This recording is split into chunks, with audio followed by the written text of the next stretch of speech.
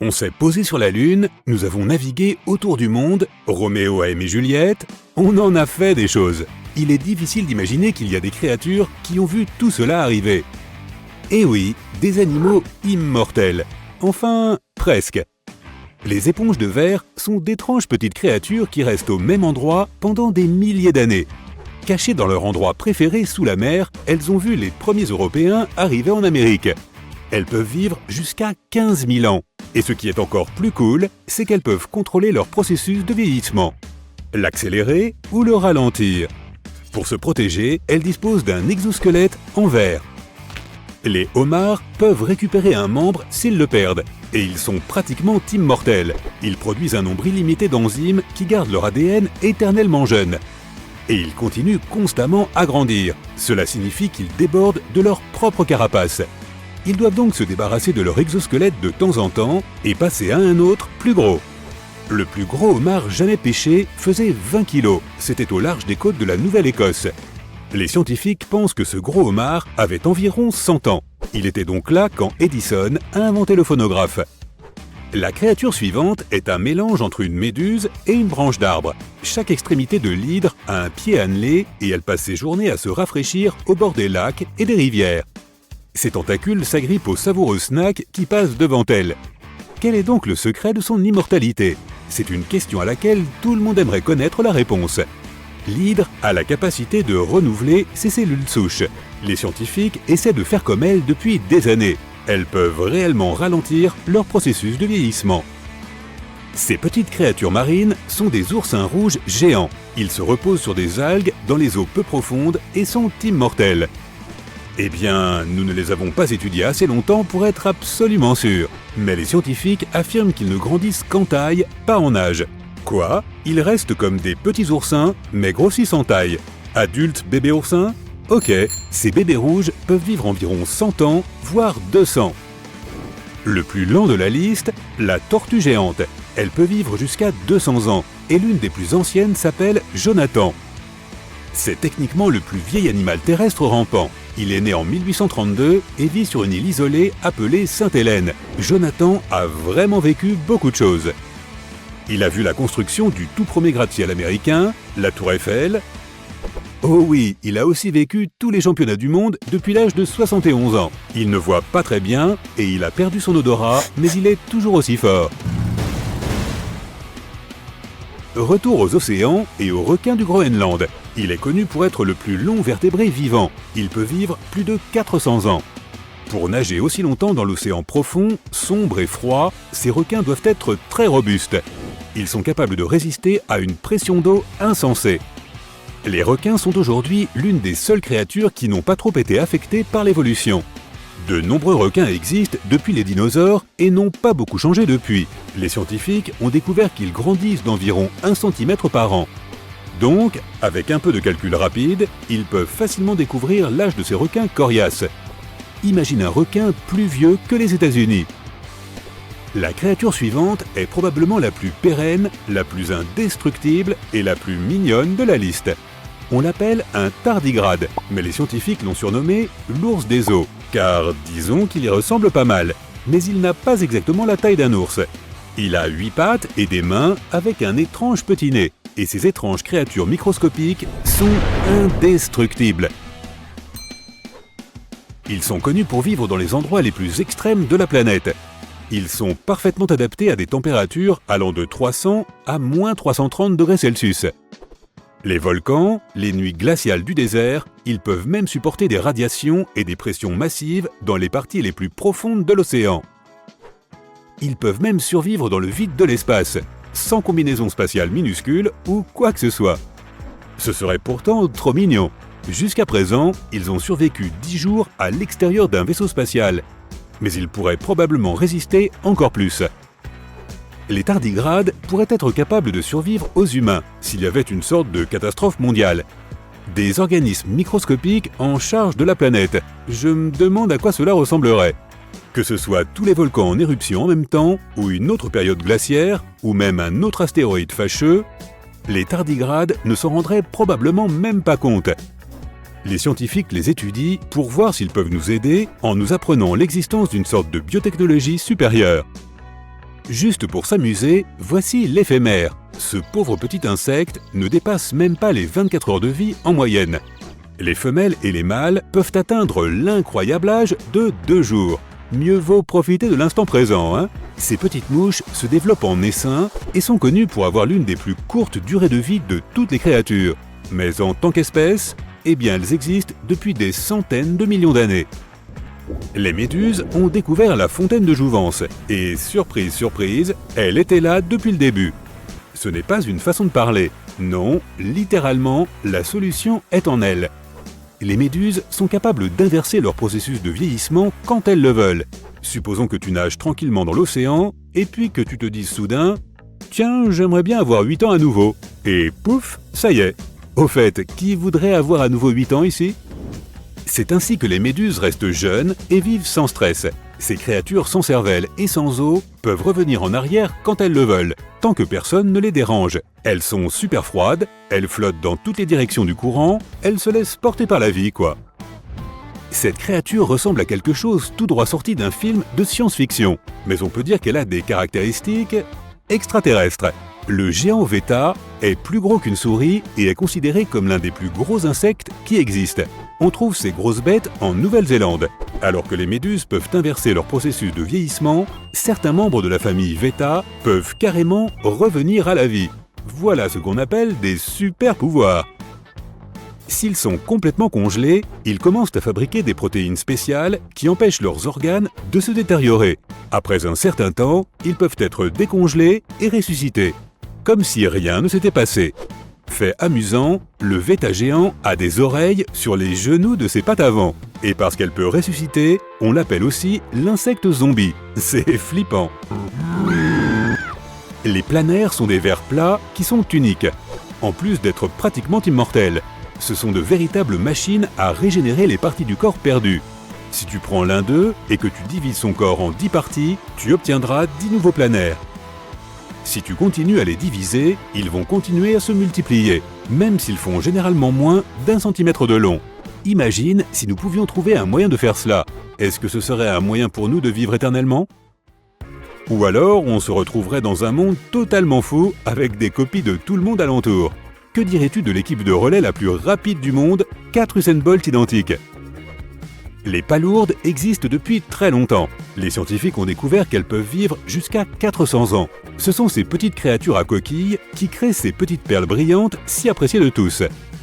Une palourde se met en mode action lorsqu'un parasite s'introduit à l'intérieur. La palourde essaie de couvrir le parasite avec un tas de produits chimiques spéciaux, les mêmes que ceux qu'elle utilise pour fabriquer l'intérieur de sa coquille. C'est là que la magie commence à opérer. Quand ces produits chimiques durcissent, ils forment une perle brillante et éclatante. Plus il y a de produits chimiques, plus la perle est grosse. Cette longue créature à l'aspect glissant vit dans les profondeurs des grottes d'Europe.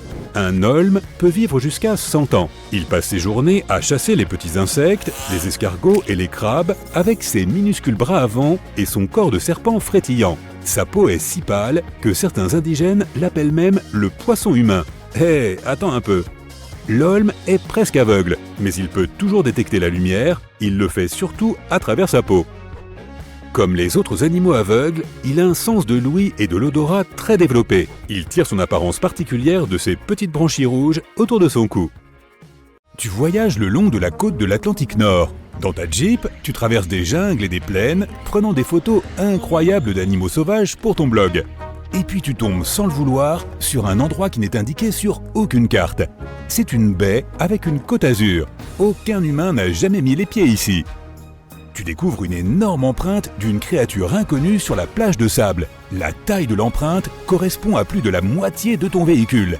Soudain, depuis la forêt tropicale qui borde la plage, tu entends un rugissement assourdissant. Les palmiers craquent et se brisent alors qu'un monstre inconnu sort de la jungle. Pour comprendre de quoi il s'agit, retournons dans le passé. Il y a des centaines de millions d'années, peu avant qu'un énorme météorite ne frappe la Terre, un groupe de tyrannosaures a migré vers la côte de l'Atlantique Nord. Là, ils sont arrivés dans une immense baie faisant face à l'océan. Pendant longtemps, grâce à la protection naturelle de cet endroit, ils ont été à l'abri de toutes les catastrophes naturelles qui se sont produites sur la Terre à cette époque. La chute d'une météorite, l'ère glaciaire et les tremblements de terre n'ont pas beaucoup dérangé les T-Rex. Mais ils n'étaient pas les seuls monstres de cet endroit. Un groupe de mégalodons a également nagé vers la baie pour se mettre à l'abri. Les créatures les plus féroces des océans et de la terre ferme étaient obligées de cohabiter au même endroit. Pendant des millions d'années, ces monstres ont cuit dans un énorme chaudron appelé évolution. En conséquence, une nouvelle créature au pouvoir destructeur est apparue. La nouvelle bête hybride a hérité du meilleur des deux anciens titans. Tyrannosaurus Rex, avec une taille de 12 mètres et un poids d'environ 9 tonnes, il a à peu près la taille d'un bus scolaire. Le roi des dinosaures avait des muscles du cou épais et forts qui pouvaient supporter un grand crâne et des mâchoires remplies de 60 dents pointues. Et la queue épaisse du T-Rex l'aidait à équilibrer son corps massif. La force de morsure du dino géant atteignait 5800 kg, ce qui est comme si un éléphant adulte s'asseyait sur toi. Pas mal, mais ce n'est rien comparé à la force et à la taille du mégalodon. Ce requin atteignait 15 mètres de long, soit un peu moins qu'une rame de métro, et pesait 75 tonnes, soit plus qu'un char d'assaut et presque 8 fois plus lourd qu'un T-Rex. Les mâchoires du mégalodon étaient remplies de 300 dents pointues, chacune de la taille de la paume d'un adulte. Quant à la force de morsure d'un mégalodon, elle est 6 fois plus forte que celle d'un T-Rex. Et voilà que ces deux bêtes ne font plus qu'une, héritant des fortes mâchoires du mégalodon, de 360 dents et d'un crâne massif de tyrannosaure. Le monstre hybride se déplace sur deux jambes, mais possède des nageoires sur le dos et le bout de la queue, et des orteils palmés. Sa longueur de la queue au crâne est de 21 mètres, et son poids est d'environ 90 tonnes. C'est la plus grande créature de toute l'histoire de la planète. Après la baleine bleue, bien sûr. Comme elle a survécu à toutes les catastrophes naturelles et qu'elle n'avait aucun concurrent dans la chaîne alimentaire, elle a pu vivre jusqu'à ce jour. Et là, tu vois le mégalodon Rex, ou tyrannolodon, comme tu préfères. Son rugissement t'assourdit. Le monstre se dirige vers toi. Chaque pas te fait l'effet d'un petit tremblement de terre. Tu appuies sur l'accélérateur, mais la voiture n'avance pas. Les roues sont coincées dans le sable. Tu n'as pas le choix. Tu quittes la voiture et tu prends un bateau gonflable avec un petit moteur dans le coffre. À ce moment-là, le tyrannolodon saisit la Jeep avec ses mâchoires et l'écrase comme une boîte en carton. Une pression comparable au poids de 6 éléphants adultes s'exerce maintenant sur ta Jeep. Le monstre la mâche comme un chewing-gum. Tu peux entendre ses dents acérées qui coupent le métal et le caoutchouc des roues. Puis, le dinosaure recrache la voiture. Pendant ce temps, tu cours vers l'eau, tu démarres le moteur et tu t'éloignes sur le bateau le plus loin possible. Le dinosaure court après toi et saute dans l'océan. Il nage comme un requin. Tu peux voir un aileron qui sort de l'eau de la taille d'un petit voilier. Heureusement, le monstre ne parvient pas à te rattraper. La vitesse du mégalodon est d'environ 16 km/h, mais celle du nouveau monstre est diminuée car il a des pattes arrière massives. Les palmes sur les pattes l'aident à nager, mais cela représente quand même un poids supplémentaire. De plus, la forme du dinosaure ne lui permet pas d'accélérer beaucoup. 13 km/h est son maximum. L'aileron s'éloigne de plus en plus de toi. Mais à ce moment-là, le moteur commence à avoir des hoquets. Tu te souviens que tu n'as pas rempli le réservoir de carburant. Cela signifie que dans quelques minutes, tu te retrouveras seul au milieu de la mer avec un énorme prédateur. Il ne te verra pas puisque tu as navigué au loin, mais la partie requin de notre monstre a un grand sens de l'odorat dans l'eau. Tu ne pourras pas échapper à son nez. Tu fais tourner le bateau et tu te diriges vers la rive. Au loin, l'aileron triangulaire nage dans tous les sens. Tu fais un grand écart pour éviter de te faire rattraper par le tyrannolodon. Mais tu n'as pas assez de gaz. Le moteur s'arrête. Tu commences à ramer avec une pagaie, mais tu avances trop lentement. Le monstre te rattrape inévitablement. L'énorme dinosaure sort de l'eau et retombe, créant une énorme vague.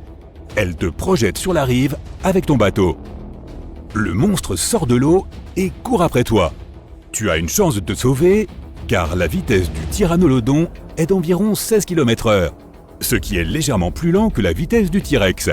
Tu cours et trouves facilement un abri. Mais tu réalises à temps que c'est une mauvaise tactique, car la partie T-Rex du monstre a des récepteurs olfactifs bien développés. Il peut te renifler aussi bien qu'un chat.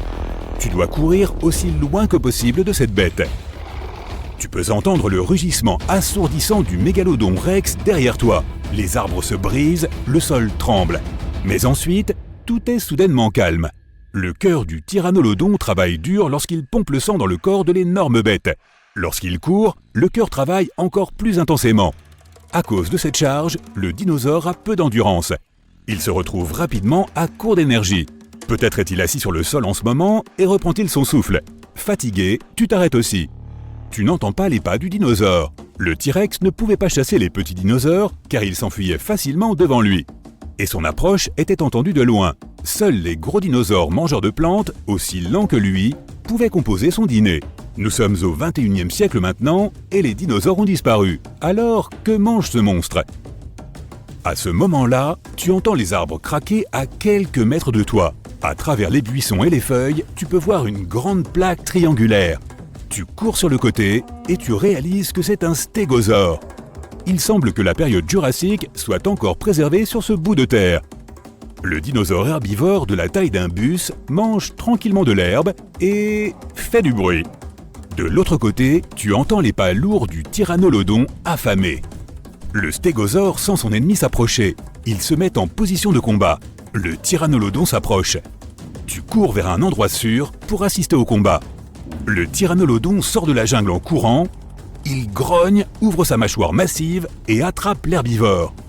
Le stégosaure frappe rapidement l'ennemi avec sa queue barbelée. Le tyrannolodon tombe sur le côté. Les arbres se brisent en éclats et le sol tremble sous le poids de l'énorme monstre. Il se relève et court furieusement vers l'adversaire. Tu décides de t'enfuir pour gagner du temps. Tu arrives sur la rive, tu sautes sur ton bateau et tu rames le plus loin possible de cette baie. Les rugissements des deux dinosaures géants te parviennent encore de la jungle. Tu décides de naviguer le long de la baie et de rejoindre la plage où se trouve la civilisation. Pendant que tu navigues, tu remarques que tout est devenu soudainement silencieux. Trop calme. Des vagues apparaissent à la surface, mais il n'y a pas de vent.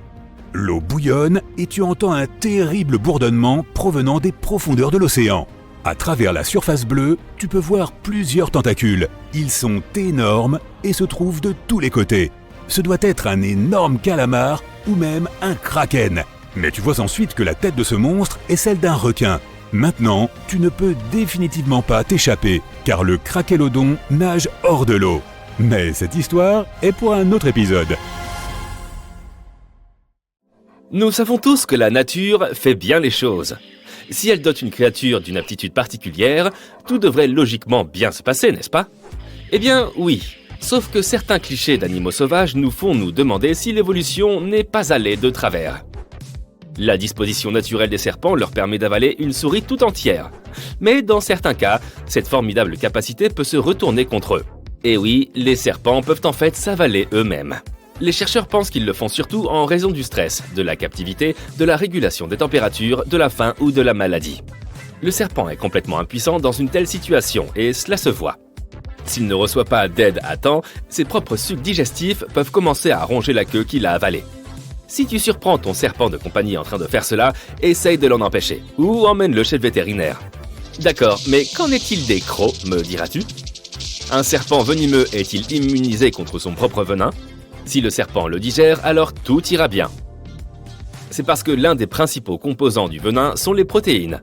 De plus, le venin est excrété par une glande qui se situe dans la bouche du serpent. Ainsi, quelle que soit la proie que le serpent mord, il y a de fortes chances qu'il en avale un peu. La seule façon pour un serpent de souffrir de son propre venin serait de se mordre directement dans un vaisseau sanguin. Dans un pareil cas, il aura la même réaction que n'importe quel autre animal. Tu t'es réveillé avec les cheveux en pétard ? Regarde plutôt ce spécimen. Chris est un bélier mérinos australien qui est devenu une célébrité en 2015, après avoir été découvert dans la nature. Des fermiers l'ont tondu et en ont retiré près de 40 kg de laine. Lorsque l'animal a été retrouvé, il portait sur lui une toison de plus de 5 ans. Mais Chris appartenait à une race de moutons domestiques qui doivent être tondus régulièrement. Dans le cas contraire, l'animal court un grand risque de blessure et d'infection. La vie de ces petits choux dépend donc directement de leur passage chez le coiffeur. Parlons maintenant des cornes. Les bovins, les chèvres et bien d'autres espèces arborent fièrement cette coiffure fantaisiste, non seulement pour le style, mais aussi comme une arme en vue d'affrontements violents. Si tu demandes directement son âge à ce bélier, tu obtiendras sûrement un bah pour réponse. Mais si tu veux en obtenir une plus précise, tu peux compter le nombre de cernes sur ses cornes. Le cercle le plus grand et le plus foncé marque généralement son 4e anniversaire, lorsque le bélier est suffisamment mûr pour s'accoupler. Bien que les cornes des animaux puissent sembler très résistantes, la plupart d'entre elles sont en fait constituées de kératine. Il s'agit de la même protéine que celle dont sont faits les cheveux et les ongles des humains. Les cornes ne cessent de pousser au fur et à mesure que l'animal vieillit, tout comme nos propres cheveux. Elles peuvent finir par se recourber pour prendre des formes vraiment extravagantes, ce qui fait que ces armes se retournent parfois contre leurs propriétaires. Voici à quoi ressemble la corne d'un mouton Wiltshire lorsqu'il est jeune. Mais au fil des ans, les cornes se recourbent le plus souvent devant le visage de l'animal. Si la plupart d'entre elles poussent de manière inoffensive, les cornes qui poussent vers l'intérieur peuvent finir par s'approcher dangereusement de la tête du mouton. C'est le cas de ce bélier qui n'a vraiment pas eu de chance, c'est le moins qu'on puisse dire. Sa corne a lentement poussé dans son propre crâne et finalement, cela ne s'est pas très bien terminé pour lui. Bien sûr, rien de tout cela ne serait arrivé dans une ferme, car les éleveurs auraient coupé ses cornes de manière préventive. Mais hélas, dans la nature, les animaux ne peuvent pas souvent profiter d'un coiffeur à domicile. C'est pourquoi ils utilisent des pierres et des branches pour frotter et raboter leurs cornes afin de les entretenir, de la même façon que les humains se coupent les ongles. Une génétique défectueuse n'est pas la seule cause de déformation des cornes. En effet, lorsque les mâles de ces espèces veulent s'affronter pour la domination, ils commencent à se battre pour montrer l'un à l'autre qui est le patron. Ces batailles peuvent entamer la structure des cornes et les faire pousser à des angles bizarres, voire dangereux. Plus la forme originale des cornes est fantaisiste, plus leur fracture peut s'avérer problématique. Ce pauvre koudou d'Afrique en est un exemple frappant. Heureusement, dans certains cas, la croissance illimitée d'une partie du corps peut être bénéfique pour l'animal. Il n'y a qu'à voir ses adorables sourires. Si tu te casses une molaire, ton dentiste te dira probablement que c'est irréversible et te proposera de la remplacer. Mais si un alpaga se casse les dents de devant, il lui suffit d'attendre un peu. Bien que ces animaux n'aient pas de dents du haut, leurs dents du bas poussent constamment tout au long de leur vie. Et lorsqu'elles sont trop longues, elles peuvent te donner la chair de poule. C'est pourquoi certains éleveurs préfèrent les tailler de temps en temps, tout comme les propriétaires d'animaux prennent soin des griffes de leurs chats ou de leurs chiens. Les lamas ressemblent tellement aux alpagas que de nombreuses personnes confondent ces deux espèces. Mais la principale différence entre les deux est que les dents de devant des lamas sont recouvertes d'émail. C'est pourquoi, contrairement à celles des alpagas, les leurs ne possèdent pas ce super pouvoir de croissance illimitée. Dommage pour eux. Contrairement aux cornes en kératine, les bois des cerfs sont entièrement constitués d'eau. En règle générale, seuls les cerfs mâles ont des bois. Il est très rare que les femelles puissent également en développer, en raison de leur propre équilibre hormonal. C'est l'équivalent pour le cerf d'une barbe sur une femme humaine, qui peut parfois apparaître en raison de diverses conditions physiques. Seuls les adultes acquièrent et perdent tour à tour leur bois chaque année, ce qui coïncide avec leur saison de reproduction. Au début, ces bois sont recouverts de velours, une peau protectrice parcourue de vaisseaux sanguins. Mais une fois que les bois sont complètement développés, le cerf se débarrasse du velours, tout comme les serpents se débarrassent de leur mue. Bien que ce processus ne fasse pas de mal au cerf, il peut sembler assez effrayant. Une fois que les nouveaux bois sont fin prêts, les cerfs commencent à se battre avec d'autres mâles pour attirer l'attention de ces dames. En général, les cerfs se privent de manger et de dormir tant que dure cette compétition. Et si tu t'es déjà demandé si les bois des deux cerfs pouvaient se coincer les uns dans les autres, la réponse est oui. Chaque cerf risque de se retrouver empêtré avec son propre rival au lieu de passer une nuit romantique avec la femelle convoitée. Ça, c'est pas de peau. De plus, tous les dommages subis par le cerf lors de cette parade peuvent influer sur la croissance des bois si certains nerfs sont endommagés. Et tout comme les cornes, les bois peuvent se développer selon des angles improbables en raison de défaillances génétiques. Certaines mutations peuvent même les rendre monstrueusement grands. Ce cerf malchanceux, par exemple, peut à peine bouger la tête sans perdre l'équilibre. Par ailleurs, si un cerf se casse une patte, son corps peut accélérer sa guérison en sacrifiant la matière osseuse et le sang de l'un de ses bois. Ainsi, celui-ci s'amincit et s'affaiblit. En parlant d'extension faciale, nous ne pouvons pas faire l'impasse sur les défenses. Voici le babirusa, originaire d'Indonésie. Cet ancien sanglier est apparu il y a plus de 35 000 ans. Il est facile de confondre ces énormes défenses avec des cornes. Mais il s'agit en fait de canines supérieures. Elles ont tendance à percer la peau de la face du sanglier à mesure que celui-ci grandit. Les scientifiques pensent que ces défenses intimidantes ont évolué pour protéger les yeux et la gorge lors des combats avec d'autres mâles pendant la saison des amours. Mais cette conception ne semble pas très judicieuse. Si un sanglier mâle ne rabote pas régulièrement ses défenses, celles-ci peuvent bien finir par se recourber dans son propre crâne, ce qui peut l'aveugler ou bien pire encore. Et si je te disais que les sabots pouvaient pousser de manière incontrôlée, tout comme les bois et les cornes, il a fallu des millions d'années à l'évolution pour transformer l'os de l'orteil central du pied des animaux en sabots. Et tout comme les ongles de pied, ils ont tendance à pousser et à s'enrouler dans des formes inquiétantes s'ils ne sont pas coupés régulièrement. Lorsque les ânes ou les chevaux n'ont pas la possibilité d'user leurs sabots naturellement en marchant sur des surfaces dures, ils tendent à pousser de façon excessive. Les animaux marchent alors sur la pointe des pieds et leurs tendons s'en trouvent trop étirés, ce qui peut entraîner des douleurs ainsi qu'une perte osseuse. En bout de compte, ils peuvent perdre la capacité de marcher. Ainsi, si tu croises un cheval aux sabots recourbés, pense à appeler un professionnel pour qu'il lui fasse une manucure d'urgence. L'une des questions les plus singulières que l'on puisse se poser sur le monde sous-marin est sans doute la suivante. Un poisson peut-il se noyer dans l'eau ? Eh bien oui, c'est possible. Bien que les branchies soient un don étonnant de la nature, de nombreux facteurs peuvent priver un poisson d'une respiration saine. Lorsque la teneur en oxygène de l'eau est trop faible, les poissons commencent à suffoquer. Mais cela se produit très rarement dans la nature. Le manque d'oxygène apparaît généralement dans les aquariums qui ne sont pas lavés et réapprovisionnés assez souvent. En outre, les parasites, les maladies et un déséquilibre général des composants de l'eau peuvent entraîner la noyade des poissons. Allez, c'est tout pour aujourd'hui. À la prochaine fois. Si tu penses que tes parents ont été trop durs avec toi, peut-être qu'avec cette liste d'animaux, tu comprendras qu'ils n'étaient peut-être pas si mauvais que cela. La femelle du cheval, ou jument, a une période de gestation d'environ 1 an. Cela peut sembler terriblement long, mais pour les éléphants, ce n'est encore rien. Ils portent leurs petits jusqu'à 22 mois avant de leur donner naissance. Contrairement aux autres animaux qui préfèrent se reposer en attendant l'arrivée de leurs petits, pour les juments, la grossesse est synonyme de fête. Dès que la jument est enceinte, elle fait le tour du troupeau et s'accouple avec chaque étalon. Cela pourrait te paraître absurde, étant donné qu'elle est déjà enceinte, mais il y a une explication raisonnable. Les chevaux sont plutôt fiers et agressifs envers leurs rivaux. Mais si un étalon pense qu'un poulain est son fils, les risques qu'il fasse du mal aux petits seront nuls. L'intention réelle des juments est donc de protéger les poulains en faisant en sorte qu'aucun mâle ne sache qui est le vrai père. N'est-ce pas ingénieux ? Les juments figureront donc tout en bas de notre liste. Tout le monde sait bien que la femelle du coucou abandonne ses petits avant même l'éclosion. Elle pond tout simplement ses œufs dans le nid d'autres oiseaux et s'en va pour toujours. Et comme il est difficile de faire la différence entre les œufs, les oiseaux d'accueil finissent par tous les couver de la même façon. Pendant ce temps, les coucous profitent de leur vie sans attache. Hélas, les problèmes surviennent vite dans le nid. Le petit coucou sème le chaos dans sa famille nourricière. Il grandit plus vite et éclot plus tôt, et pousse les autres petits hors du nid maternel. Les moineaux sont tellement mignons.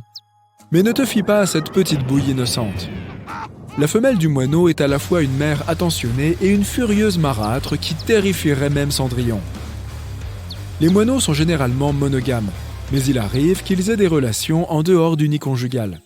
Lorsque cela arrive, une femelle peut souvent découvrir les maîtresses de son compagnon et elle n'hésitera pas à détruire leur nid. Pourquoi ? Pour s'assurer que le moineau mâle aura suffisamment de temps pour s'occuper de sa propre progéniture. Apparemment, ils n'ont pas entendu parler des babysitters. Les phoques du Groenland s'occupent de leurs petits pendant leurs 2 premières semaines.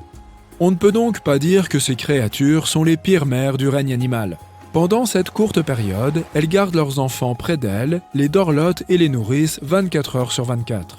Mais après cela, les mères phoques leur disent au revoir et les laissent seuls sur la glace. Les bébés phoques sont encore très vulnérables, car ils ne savent ni nager, ni chasser, ni se protéger. Il leur faudrait au moins 2 mois pour acquérir toutes ces aptitudes. Ils passent donc leur temps à attendre, à perdre du poids, tout en essayant d'éviter de finir dans la gueule d'un prédateur. Il n'est pas étonnant que seul 1/3 des petits phoques réussissent à survivre à leur première année. Les hamsters sont d'adorables petites créatures, n'est-ce pas ? Mais pourtant, ils possèdent un secret qui pourra choquer ceux qui ne sont pas au courant. Il se peut en effet que la femelle du hamster confonde sa progéniture avec son dîner.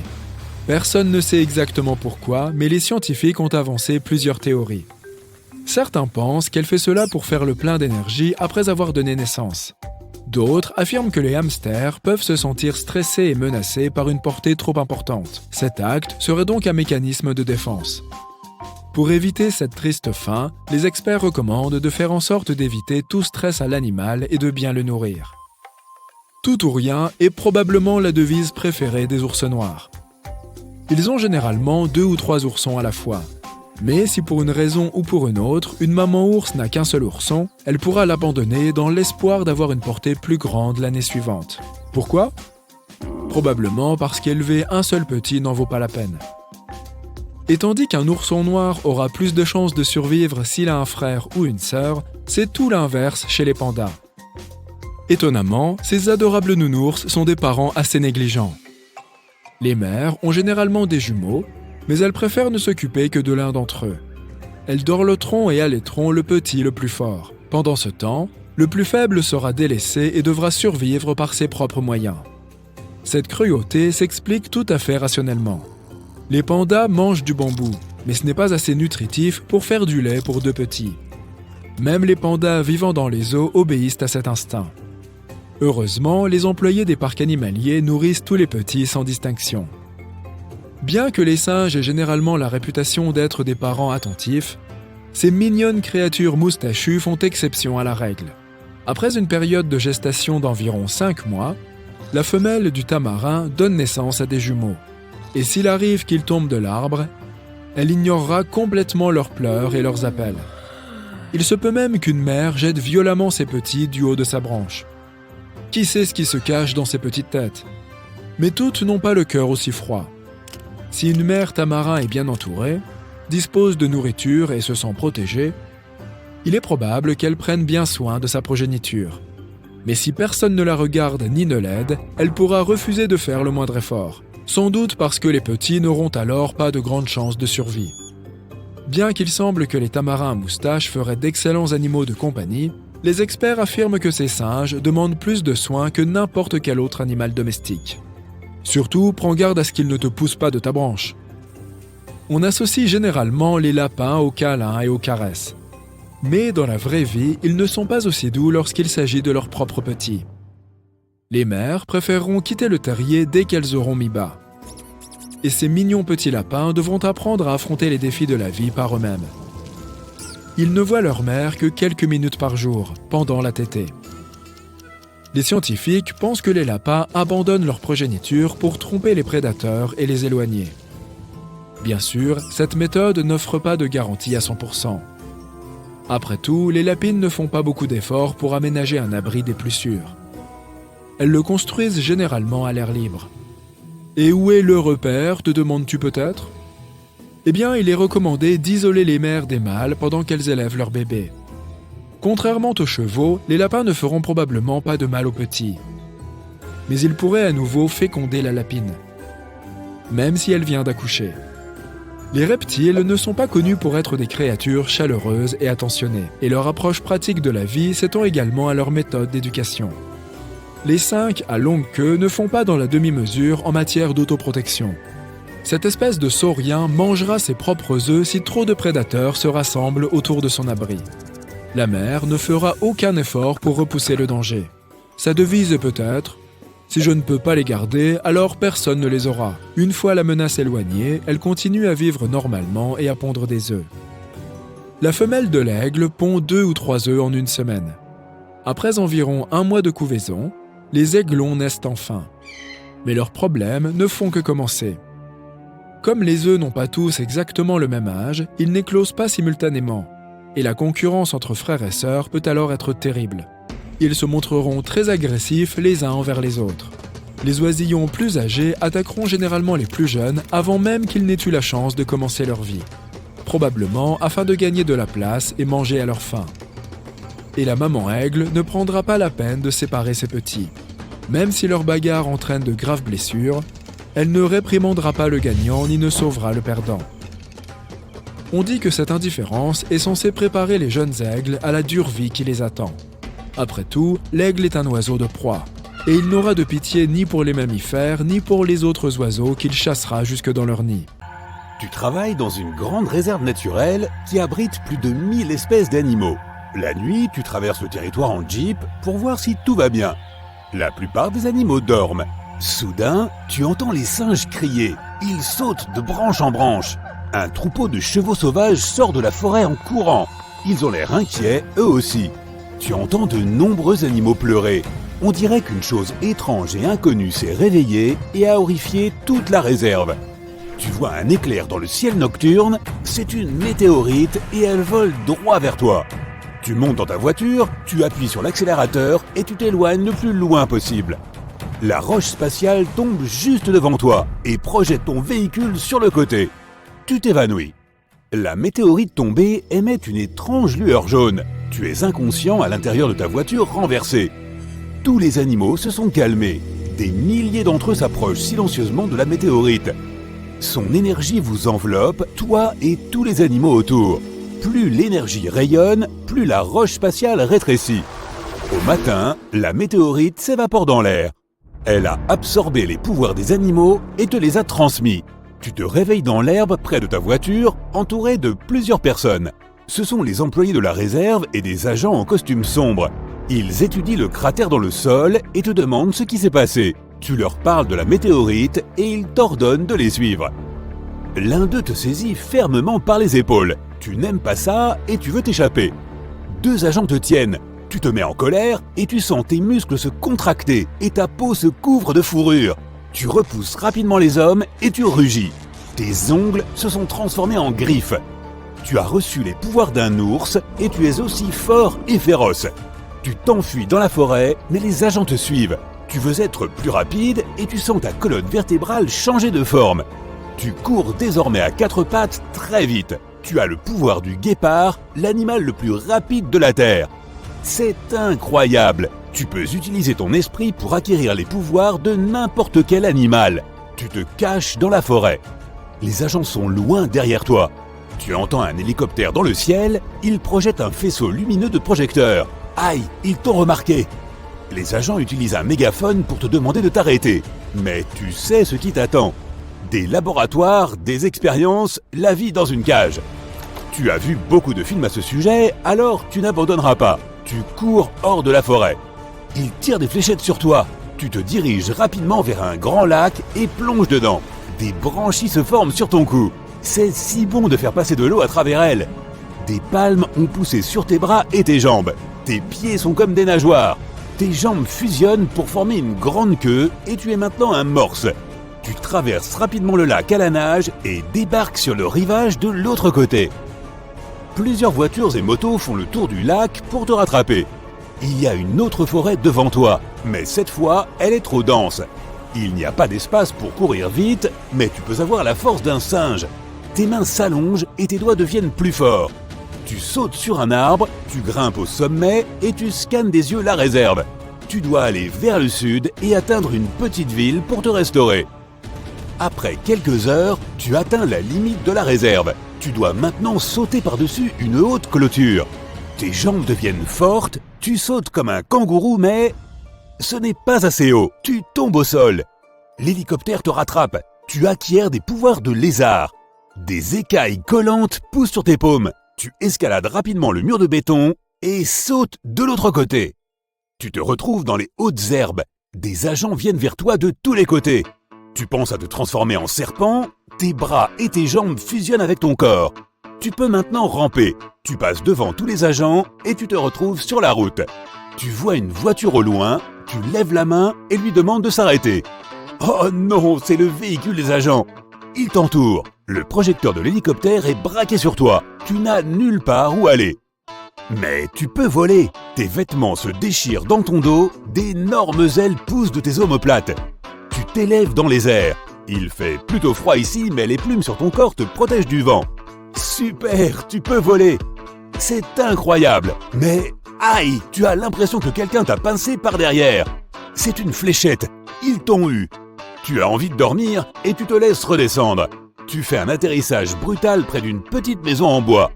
Des agents courent vers toi. Tu acquiers les pouvoirs d'un autre animal et tu t'évanouis. Les agents fouillent la maison mais ne te trouvent pas. Peut-être que la fléchette avec le somnifère n'a pas fonctionné sur toi. Après quelques minutes, ils repartent. Pendant ce temps, tu dors paisiblement contre le mur de la maison. À la dernière seconde, tu as réussi à acquérir des pouvoirs de caméléon. Tu as fusionné avec le mur et es devenu invisible. Tu dors encore quelques heures. Le soleil se lève. Une Jeep rouillée s'arrête dans la cour. Un vieil homme et un chien en sortent. Le chien court vers toi et commence à te lécher le visage. Le vieil homme se rend compte qu'il y a une personne invisible devant lui. Tu reprends tes esprits et tu racontes au vieil homme ce qui t'est arrivé. Il te donne de la nourriture et des vêtements propres. Tu le remercies et tu t'en vas. Maintenant, tu dois quitter le pays le plus vite possible. Tu penses à te transformer en chauve-souris. Des ailes palmées poussent dans ton dos et tu as des crocs. Tu voles sans rien voir. Ta vue s'est détériorée, mais ton ouïe est tout simplement fantastique. Tu as un pouvoir d'écholocation et tu peux émettre des ultrasons à haute fréquence. Quelque part au loin, tu entends le cri d'une personne familière. Oh non, c'est le vieil homme! Les agents l'ont attrapé. Tu fais demi-tour et voles directement vers la maison. L'un des agents te voit, il hurle de terreur.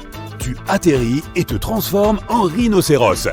Ton corps devient énorme et ton nez s'allonge. Tu accélères et renverses plusieurs agents. Puis tu retournes leur voiture, cours dans la maison et libères le vieil homme. Il monte sur ton dos car tu es maintenant un cheval et vous partez loin d'ici. Tu atteins les montagnes. Le vieil homme a l'air fatigué mais reconnaissant. Tu ne peux pas partager sa joie car tu ne sais pas comment tout ça va se terminer. Tu demandes au vieil homme de se cacher pendant que tu distrais les poursuivants.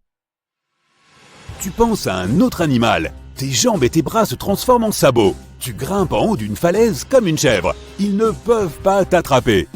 Mais à ce moment-là, l'hélicoptère réapparaît. Un agent te vise avec une fléchette. Des aiguilles poussent dans ton dos. Tu as des pouvoirs d'un porc-épic. Tu tires quelques aiguilles vers l'agent. Cela le distrait pendant quelques minutes. À ce moment-là, un puma te saute dessus, sorti de nulle part. Il te griffe. Tu penses à un lion et obtiens ses pouvoirs. Tu te mets sur tes pattes arrière et tu rugis très fort. Le puma prend peur et s'enfuit. L'hélicoptère s'envole. Tu accélères, sautes de la falaise et obtiens les pouvoirs de l'oiseau le plus rapide du monde, le faucon pèlerin. Tu fais un piqué à toute vitesse et atterris dans la forêt. Tu dois maintenant trouver le vieil homme. Tu as un museau de chien. Tu peux maintenant sentir l'odeur de ton ami et te diriger vers lui. À ce moment-là, tu trouves un excellent plan pour arrêter les agents. Tu cherches quelque chose de visqueux? Beaucoup de gens ont tendance à croire que les escargots ne sont que des limaces avec une coquille. Mais même s'ils se ressemblent beaucoup, ce sont des espèces complètement différentes. Les limaces n'ont pas besoin de coquilles protectrices car tous leurs organes internes sont, internes, c'est-à-dire situés à l'intérieur de leur corps visqueux. Elles peuvent se comprimer et s'introduire dans des endroits difficiles d'accès. C'est pourquoi on trouve souvent les limaces dans les endroits les plus improbables, comme sous l'écorce des arbres ou dans de minuscules petits trous, ou encore à la bibliothèque faisant semblant d'étudier pour les examens. Les escargots, en revanche, sont très dépendants de leurs coquilles et ne peuvent pas survivre sans elles. Contrairement aux bernards l'ermite, qui renouvellent leurs coquilles en grandissant, les escargots naissent avec une coquille sur leur dos. Les bébés escargots sont d'ailleurs adorables avec ces fragiles bulles translucides, qui se calcifient et deviennent plus grandes et plus résistantes avec l'âge. De nombreux organes internes des escargots se trouvent également à l'intérieur de la coquille, ce qui signifie que si elle est écrasée ou endommagée, l'animal ne survivra probablement pas. Néanmoins, un escargot peut réparer les petites fissures de sa coquille à l'aide de protéines et de calcium sécrétés par son manteau. Les tortues sont d'ailleurs très proches des escargots à cet égard, car contrairement aux mythes communs, elles ne peuvent pas non plus quitter leur carapace sur un coup de tête. La carapace d'une tortue fait partie intégrante de son corps et même si le reptile peut cacher sa tête et ses pattes à l'intérieur pour se protéger des prédateurs, son squelette est fusionné avec la carapace dure. Et comme le squelette de tout autre animal, il grandit avec la tortue elle-même. Les koalas ne mangent que des feuilles d'eucalyptus, mais il en existe plus de 600 variétés différentes. Et les koalas n'en mangent que 30, soit seulement 5% de ce qu'il est disponible sur le menu. Il faut donc que ce soit un eucalyptus très spécifique pour qu'un koala difficile s'en accommode. Ces adorables créatures ont aussi quelque chose en commun avec les chats. Elles dorment 18 à 20 heures par jour. Les ours polaires ne sont pas blancs. Leur peau est noire sous leur fourrure, mais ils ont besoin de la couleur blanche pour se camoufler pendant qu'ils chassent. La couleur noire absorbe le soleil mieux que tout autre, tandis que la fourrure blanche n'arrête pas la lumière du soleil. Les rayons la traversent. En un sens, un ours polaire a plutôt une fourrure transparente. Il existe un mythe selon lequel les chats et les chiens voient le monde en noir et blanc. En réalité, ils ne peuvent tout simplement pas distinguer certaines couleurs. Personne ne sait exactement comment les chiens voient. Certains pensent qu'ils ne distinguent que 2 couleurs. Ce pourrait être le bleu et le jaune pour ce que nous en savons, mais ils peuvent percevoir les nuances d'autres couleurs mieux que les humains. Et les chats ont une merveilleuse vision nocturne. Ils ont besoin d'environ 7 fois moins de lumière qu'un humain pour voir dans l'obscurité. On pensait que les girafes étaient muettes, mais on a récemment découvert qu'elles émettaient des sons à basse fréquence la nuit pour communiquer entre elles. Le jour, elles ne disent pas un mot et s'avertissent mutuellement du danger d'une manière très inhabituelle, en remuant leurs sourcils très développés. Il est probable que la nuit, il leur soit plus difficile de distinguer les sourcils de leurs congénères, c'est pourquoi elles se mettent à parler pour de bon. Toujours à propos des girafes, ces animaux dorment bien plus de 30 minutes par jour, mais probablement pas autant que toi. Leur rythme de sommeil est assez typique. Après avoir surveillé un troupeau de girafes, les chercheurs ont découvert qu'elles dormaient la nuit et faisaient de courtes siestes l'après-midi. Au total, chaque girafe a environ 5 heures de sommeil par jour. Et d'ailleurs, un troupeau de girafes s'appelle en fait une tour de girafes. C'est plutôt logique, sachant qu'elles ont un si long cou. Les mouettes peuvent boire de l'eau salée. Elles possèdent des glandes sécrétant du sel près de leurs yeux. Ces glandes purifient l'eau de mer très rapidement, et le résidu salé sort par leurs narines. De la morve salée en quelque sorte. Les manchots Adélie sont de vrais romantiques. Ils n'ont qu'un seul partenaire pour la vie. Le mâle offre un caillou lisse à la femelle pour fonder une famille. Un peu comme une bague de fiançailles. Mais comme chez les humains, la femelle pingouin peut refuser le cadeau. En parlant d'amour animal, les renards aussi sont romantiques. Les mâles font de bons pères et maris, et ils sont dévoués à leurs proches pour la vie. Ils prennent soin des femelles et enlèvent même les puces de leur fourrure. Ils améliorent le terrier et participent activement à l'éducation de leurs petits. Les dauphins peuvent dormir avec un œil fermé et l'autre ouvert. Une moitié du cerveau se repose et rêve, pendant que l'autre moitié scanne l'environnement à la recherche de signes de danger. Le cerveau parfait pour dormir pendant les cours et les réunions ennuyeuses. De plus, les dauphins contrôlent manuellement leur respiration. Si les 2 parties de leur cerveau dormaient en même temps, ils pourraient tout simplement se noyer. Les loutres de mer sont les dormeuses les plus adorables du règne animal. En été, à cause de la chaleur, les loutres de mer passent tout leur temps dans l'eau. Elles nagent sur le dos et dorment dans cette position. Les bébés dorment sur le ventre de leur mère, et les adultes se tiennent par les pattes pour ne pas être séparés par les courants. Les autruches n'enfouissent pas leur tête dans le sable lorsqu'elles se sentent menacées. En fait, elles n'enfouissent jamais leur tête. Ce mythe s'est répandu à cause de la célèbre expression « faire la politique de l'autruche ». En réalité, les autruches creusent des trous dans le sable pour leurs œufs, car ce sont des oiseaux incapables de voler. Pour s'assurer qu'ils sont uniformément chauffés, les autruches y plongent leur tête afin de tourner les œufs de temps en temps. Mais ces animaux ont quand même une certaine propension à la fuite. Lorsqu'elles font face à une menace, elles peuvent se laisser tomber sur le sable et y rester parfaitement immobiles, en faisant semblant de ne pas être en vie. Selon une croyance populaire erronée, les requins ne pourraient respirer qu'en se déplaçant, car la natation les aide à pousser l'eau à travers leurs branchies. Bien que de nombreux types de requins soient effectivement conçus ainsi, beaucoup d'autres, comme les requins nourrices, qui arpentent les hauts fonds, n'ont pas besoin de nager pour pomper de l'eau riche en oxygène vers leurs branchies. Toutefois, tous les requins sont dépourvus de vessie natatoire, donc s'ils arrêtent de nager, ils vont probablement couler au fond de l'eau. Mais heureusement, le corps d'un requin ne peut pas être comprimé. C'est pourquoi les descentes ou les remontées rapides sont sans danger pour eux. Des scientifiques du Japon ont fait écouter des enregistrements audio à des chats pour prouver qu'ils étaient réellement dédaigneux. Dans ces enregistrements, les propriétaires des chats les appelaient par leur nom. Les pupilles des chats se dilataient et les animaux bougeaient leur queue, leurs pattes ou leurs oreilles. Ils entendaient donc les appels mais y répondaient rarement. C'est une question d'évolution. Les chats sont devenus proches des humains parce qu'ils étaient attirés par les souris qui mangeaient nos céréales. Ils ont vécu auprès des gens mais n'ont jamais réellement été apprivoisés. Et pourtant, nous continuons à les nourrir. Les oiseaux sont en fait parmi les derniers survivants des dinosaures. Ils ont évolué à partir des théropodes, les dinosaures qui couraient sur 2 pattes. Donc lui, techniquement, le T-Rex est un cousin éloigné du poulet, de l'autruche et même du colibri. En réalité, les flamants roses sont blancs, mais ils prennent cette teinte rose grâce au bêta-carotène, un pigment qui se trouve dans les algues et les crevettes dont ils se nourrissent. Toi aussi, tu peux changer la couleur de ta peau. Si tu manges beaucoup de carottes, elle deviendra légèrement orange. Cela se produira à cause de la forte teneur en bêta-carotène du légume. Les marins du monde entier ont parlé des calmars géants qu'ils ont rencontrés lors de leur voyage. Pendant de nombreuses années, les scientifiques ont considéré que les monstres aux longs tentacules étaient un mythe. Mais en 2004, la première photo d'un calmar géant a été réalisée. Ils existent réellement. Les scientifiques ont mesuré un animal de près de 13 mètres. Les moustiques piquent vraiment certaines personnes plus que d'autres. Les humains les plus attirants pour eux sont ceux qui ont du sang de type O. De plus, ces insectes ont une très bonne vue. Ils sont attirés par les couleurs vertes, noires et rouges. Alors vérifie la couleur de tes vêtements avant d'aller faire du camping. Tu peux mettre un requin en transe pendant 15 minutes. Pour cela, tu dois caresser le nez de l'animal avec ta main. Cette sorte d'hypnose est appelée immobilité tonique et se produit grâce aux récepteurs présents dans le nez du requin. Lorsqu'on les caresse, les récepteurs envoient de nombreux signaux et le cerveau du requin est incapable de tous les traiter. C'est comment tu es censé t'approcher suffisamment d'un requin pour lui frotter le nez. Les éléphants n'ont pas peur des souris en soi, mais ces animaux massifs ont une mauvaise vue et ils se déplacent assez lentement. C'est pourquoi ils peuvent être effrayés par un oiseau ou une petite créature, comme une souris, qui passe devant eux.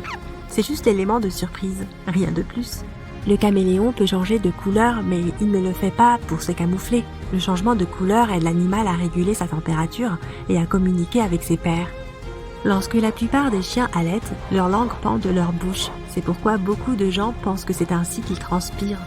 En réalité, les glandes sudoripares des chiens sont situées sur les coussinets de leurs pattes. De plus, il y a d'autres glandes sudoripares sur tout leur corps. Les chiens allaitent pour faire évaporer l'humidité de leur voie nasale, de leur langue et de la paroi de leurs poumons. Cela les aide aussi à se rafraîchir. Tu veilles sans doute à laisser les guêpes tranquilles, mais ne sois pas si sûr qu'elles en feront de même avec toi. Les abeilles respectent tes limites, et si tu ne les déranges pas, elles ne te feront pas de mal. Mais les guêpes, pour leur part, sont parfois de si mauvaise humeur qu'elles peuvent te piquer, même si tu ne fais que passer près de leur nid. Les léopards de mer sont tout mignons, n'est-ce pas? Impossible qu'une créature avec de si jolis yeux te fasse du mal. On ne s'y attendrait pas, surtout quand on voit tous ces phoques à la télé qui aiment jouer avec les humains. Mais les léopards de mer sont de super prédateurs, il ne faut pas trop leur faire confiance. Après tout, leur nom vient de leur fourrure qui ressemble à celle des gros félins. Ils se situent tout en haut de la chaîne alimentaire. Très peu d'animaux s'attaquent à eux. Ce n'est pas si courant, mais les léopards de mer ont en revanche déjà attaqué les humains. De manière générale, ils sont plus agressifs que les autres phoques. Ce ne sont pas des animaux sociables, en général, ils préfèrent rester seuls. Leurs babines sont toujours remontées, de sorte qu'ils affichent un large sourire. Puisque ce sont des animaux solitaires, ils ont plus de difficultés à trouver un partenaire. Ils l'attirent en utilisant leur voix et parfois même en chantant sous l'eau. Le dingo. Difficile de le distinguer d'un simple chien errant. Mais attention, les dingos sont plus proches du loup que du chien.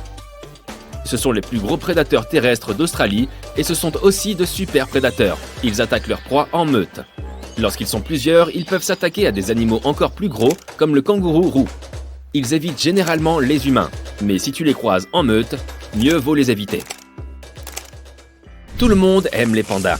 Avec leur bouille adorable et leur air innocent. Ils sont devenus le symbole de la gentillesse et de la sérénité. Ils sont aussi très paresseux et ils passent le plus clair de leur temps à se reposer et à manger du bambou. Ils ont certes l'air paisibles, mais il ne vaut mieux pas les embêter. Si par accident tu traverses le territoire d'un panda ou qu'il te considère comme une menace, il peut te faire du mal. Ils disposent de mâchoires et de griffes puissantes et sont en général plus forts que les êtres humains. Ils attaquent rarement l'homme. Mais il vaut mieux les laisser tranquilles, eux aussi. Le nycticèbe.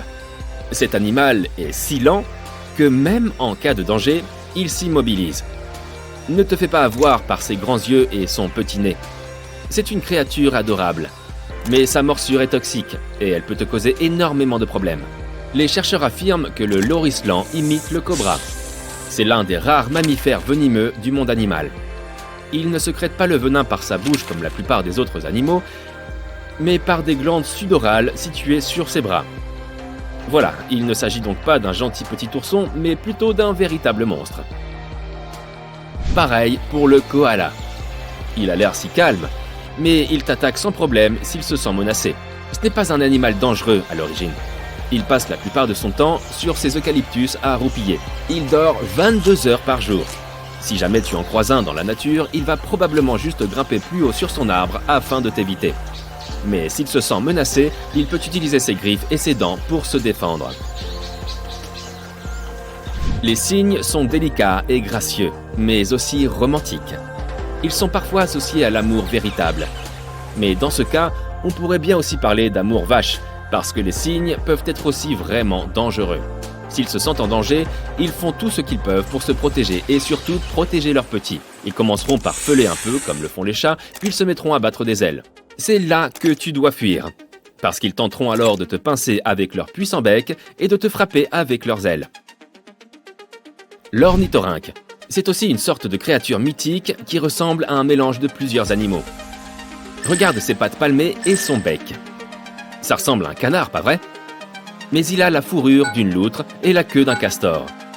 Il est tellement gracieux lorsqu'il nage sous l'eau avec ses pattes palmées, mais il n'est pas aussi élégant quand il se déplace sur terre.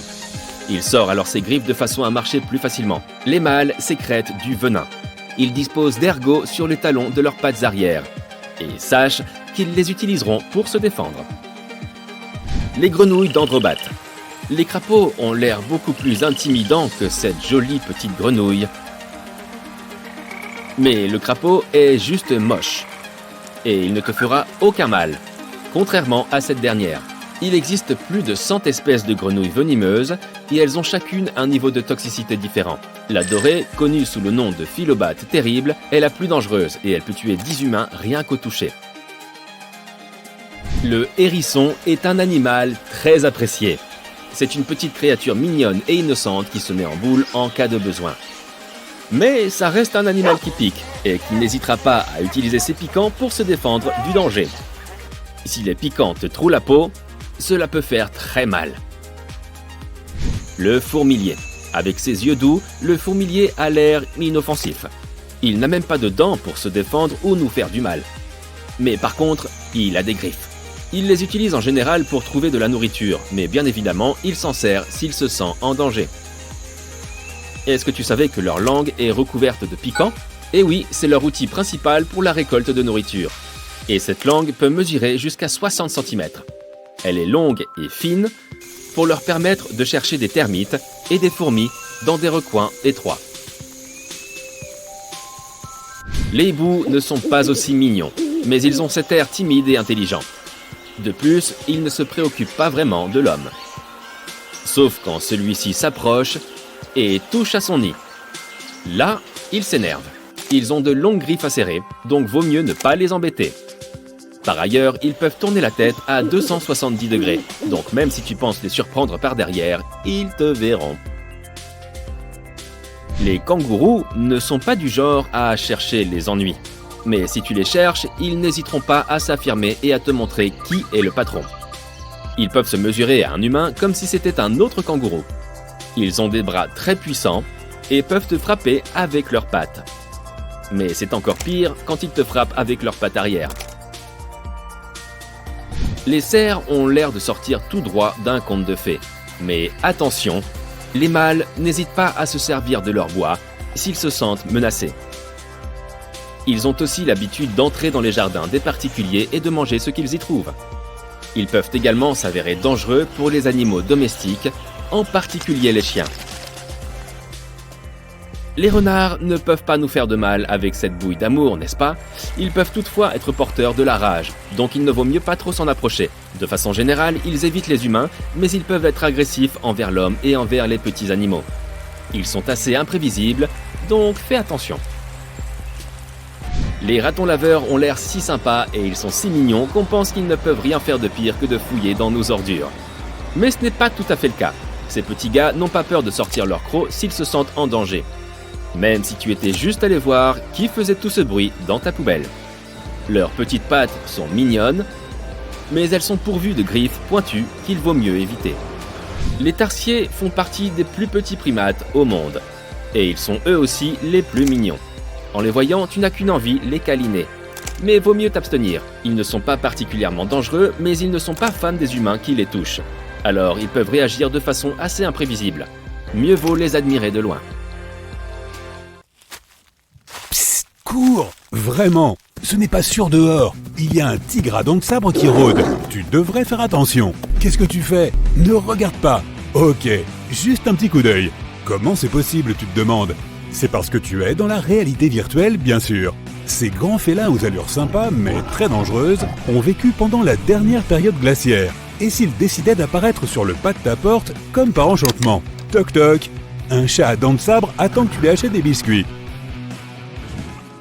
Le coélacanthe, ce poisson à l'aspect imposant, est issu d'une lignée qui existe depuis plus de 300 millions d'années.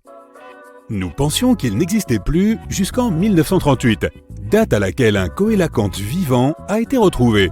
Depuis lors, ils errent dans les eaux de la côte est de l'Afrique et dans les eaux de Sulawesi en Indonésie. Mec, je ne voudrais pas aller nager et rencontrer un de ces gars-là face à face. Leur mâchoire a une articulation intracrânienne, ce qui signifie que leur bouche s'ouvre beaucoup. C'est pour qu'ils puissent manger de grosses proies, comme moi. C'est pas bon. Ils sont énormes aussi. Imagine un poisson qui est aussi long que toi et qui pèse autant qu'un humain ordinaire. On pensait que le takae, un oiseau incapable de voler, avait disparu en 1898. Ils sont très beaux, petits et multicolores. Habituellement, pas plus haut que ton genou. Mais imagine ça, tu es en train de faire une randonnée dans les montagnes Murchison, tu regardes autour de toi et tu aperçois l'oiseau que tu croyais disparu. Mais ils sont là, plus heureux que jamais, en train de survivre et de se rafraîchir. Une colonie entière de takae a en effet été trouvée 50 ans seulement après qu'ils aient été déclarés éteints. Bon travail, petits oiseaux! Un chien qui chante, tu en as déjà entendu parler? Riley chante parfois quand il s'ennuie ou qu'il a faim, mais ceux-là sont de vrais artistes. Les chiens chanteurs de Nouvelle-Guinée. Ils ont été récemment découverts à l'état sauvage pour la première fois en 50 ans. Pourtant, ils n'ont jamais été complètement éteints au départ. Les Néo-Guinéens se sont assurés qu'ils soient en sécurité à côté d'eux. Mais à l'état sauvage, très rare et difficile à apercevoir. Regarde, en voilà un! Les chiens chanteurs de Nouvelle-Guinée sont appelés ainsi en raison de leur célèbre chant aigu. Ils chantent aussi parfois ensemble. Une sorte de chorale de chiens où ils hurlent tous ensemble. Je parie qu'ils chantent mieux que moi sous la douche. Pas très loin d'ici, nous avons des chauves-souris. Mais celles-ci sont un peu différentes. Tu vois, leurs oreilles sont énormes. Je suppose que c'est pour ça qu'on les appelle les chauves-souris à grandes oreilles de Nouvelle-Guinée. Malin! L'espèce a été retrouvée quand l'une d'entre elles a été accidentellement prise dans un piège à chauve-souris. Jusque-là, je suppose qu'elles jouaient à cache-cache avec nous, car jusqu'en 1890, on les croyait disparues. Elles ne sont toujours pas hors de la zone de danger à cause de la perte d'habitat. Imagine que tu découvres un fossile d'une espèce que tu croyais éteinte depuis longtemps, et que 2 ans plus tard, tu trouves un groupe entier vivant de cette espèce. C'est exactement ce qui s'est passé en 1977 avec le crapaud accoucheur de Majorque. Il est d'une couleur brunâtre, avec des taches plus foncées sur sa peau. En dehors de cela, c'est juste un petit crapaud avec des yeux globuleux. Le groupe de crapauds vivants a été trouvé près de l'endroit où se trouvait le fossile, sur l'île de Majorque. Il n'en reste pas beaucoup, environ 500 en fait, et à l'heure actuelle, ils sont déclarés vulnérables par l'Union internationale pour la conservation de la nature. Es-tu un fan de tortues? Tu le seras quand tu jetteras un coup d'œil à cette énorme beauté. Elle s'appelle Tortue des Galapagos de l'île Fernandina. Elle n'avait pas été vue depuis 1906, mais le 17 février 2019, nous avons enfin pu regarder l'une de ces magnifiques créatures. Elle est probablement dehors avec quelques-uns de ses compagnons en ce moment, mais elle ne se laisse pas voir non plus. Nous savons seulement qu'elles existent parce qu'il y a quelques traces et odeurs. Voici une autre grenouille, la grenouille marsupiale cornue. On la trouve en Équateur dans la forêt de Choco, pour être plus précis. On les appelle ainsi à cause de leurs cornes distinctes juste au-dessus de leurs yeux. Tu connais la poche que les kangourous utilisent pour porter leur progéniture? Eh bien la grenouille marsupiale à cornes femelle en a aussi une, sauf qu'elle est sur le dos et qu'elle agit comme une sorte de sac à dos. Elles développent leurs embryons à cet endroit et lorsqu'ils sont prêts à sortir, ils éclosent comme des bébés complets, contrairement aux grenouilles ordinaires qui commencent comme des têtards. Un autre crapaud, le crapaud de la nuit étoilée ou crapaud arlequin. Ils sont noirs et couverts d'une multitude de taches blanches. Perdu pendant 30 ans, il a été découvert en 2019. Imagine-les comme des grands gardes du corps, des gardes du corps de l'eau pour être exact. Oh, c'est un très gros crapaud sur ton écran. Eh bien, pour le peuple Arhuaco, c'est exactement ce qu'ils sont, des gardiens de l'eau. Ils ont aussi leur propre nom à eux, Guna. Ça ressemble à un fromage. Lorsque les scientifiques les ont retrouvés, ils ont rencontré 30 de ces petites créatures, alors qu'ils n'en attendaient qu'une seule au départ. Quelle belle surprise! Voici un tigre pour toi, bien qu'il ne ressemble pas tout à fait à un tigre classique. Il s'agit du tigre de Tasmanie, qui semblait avoir disparu depuis 1936. Sorti de nulle part, on a commencé à l'apercevoir à l'état sauvage il y a tout juste 5 ans, en 2016.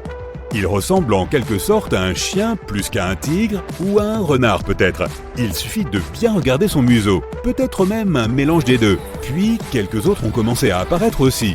Et si tu penses en voir un juste devant toi, mais que tu n'es pas sûr, vérifie s'il a des rayures sur le dos. Ils existent bel et bien, mais sont toujours considérés comme éteints par l'UICN. Ok, imagine un cheval qui semble tout droit sorti d'une scène de film. Tout petit, une fourrure magnifique, très bien élevé. Il est petit, mais ce n'est pas un poney. C'est un cheval caspien. Ils ont une histoire intéressante. Ils ont été découverts par Louise Leylin, qui s'est mariée à un aristocrate en 1957. Ayant déménagé à Téhéran, en Iran, elle n'aimait pas trop le comportement des chevaux là-bas. Alors, elle a pris les choses en main. Elle a pris quelques personnes avec elle et elles sont allées à la montagne de la mer Caspienne. Et là, elles ont trouvé 3 de ces magnifiques petits chevaux. C'est comme ça que l'histoire est arrivée. Ensuite, un opossum qui a été trouvé dans un endroit inattendu. Devine où? Tu as 3 options possibles. Caché dans une station de ski, dans l'outback australien ou dans la salle de bain d'un appartement. Laquelle choisis-tu? Tu as 3 secondes. La bonne réponse est une station de ski. Oui, cet opossum s'appelait l'opossum nain des montagnes. Et il est originaire d'Australie. Jusqu'à présent, il existe 3 populations différentes de ce petit opossum. Mais on le croyait éteint jusqu'en 1966. Il y en a moins de 100, et l'UICN les considère comme étant en danger critique d'extinction.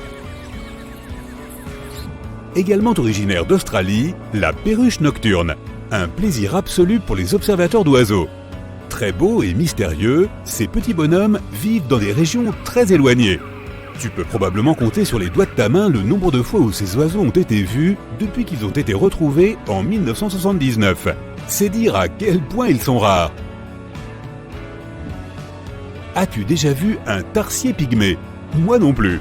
Ce n'est qu'en 2008 que 3 d'entre eux ont été capturés. Les scientifiques ne veulent pas vraiment perdre à nouveau la trace de leur mouvement, alors ils leur ont donné de tout petits colliers. De cette façon, ils peuvent vivre leur vie aussi heureux que jamais et nous saurons qu'ils sont en sécurité. Le dernier dont je veux te parler est le homard des arbres. Mais comme son nom pourrait te faire penser à tort, ce ne sont pas vraiment des homards. Ce sont juste de grosses bestioles noires avec d'énormes pattes. L'histoire de leur extinction est triste. En 1920, un cargo est resté coincé sur l'île Lord Howe et il y avait des rats à bord. Ces rats se sont enfuis du navire et ont couru directement vers la terre ferme. Même si les homards des arbres sont plus gros que la plupart des insectes, ils sont encore relativement petits comparés aux rats. Les pauvres n'avaient aucune chance. Pourtant, en 2004, la vie a repris son cours pour ces créatures distinctes. 2 scientifiques australiens qui se promenaient sur l'île en ont trouvé 24. Tous vivaient sous un seul arbuste. Hey, s'il y a assez d'espace pour tout le monde, ce n'est pas petit, c'est douillet. Conclusion, il vaut mieux être différent qu'éteint, n'est-ce pas? Méduses et corail. L'un ressemble à une plante, tandis que l'autre nage comme un poisson. Et pourtant, d'une manière ou d'une autre, ils sont liés. Ils appartiennent tous deux à la même famille de créatures dotées de tentacules urticants. Aïe! C'est difficile à croire, mais le corail est en réalité un animal. Les plantes fabriquent leur propre nourriture, or les coraux ne le font pas. Ils sont constitués de milliers de polypes qui sont de minuscules créatures coralliennes. Ils ont des sortes de petits bras en forme de tentacules qu'ils utilisent pour attraper la nourriture et la projeter dans leur bouche. Ils ont l'air innocents et inoffensifs, comme une fleur marine qui reste là à ne rien faire. C'est probablement ce que pensent aussi les méduses qui flottent près d'eux, se cachant des plus gros prédateurs. Mais quand elles s'y attendent le moins, le corail en attrape une. Les biologistes ont été surpris par la puissance du corail. Attraper un animal plus gros qui bouge alors que lui est immobile nécessite un solide travail d'équipe. Quelques polypes attrapent la cloche de la méduse avec des tentacules, tandis que d'autres s'attaquent rapidement aux bras qui lui servent à se nourrir. Et la pauvre créature n'a aucune chance de s'échapper. Comme ce sont des cousins éloignés, les scientifiques pensent que les coraux sont immunisés contre le venin de la méduse. Scorpions et tiques.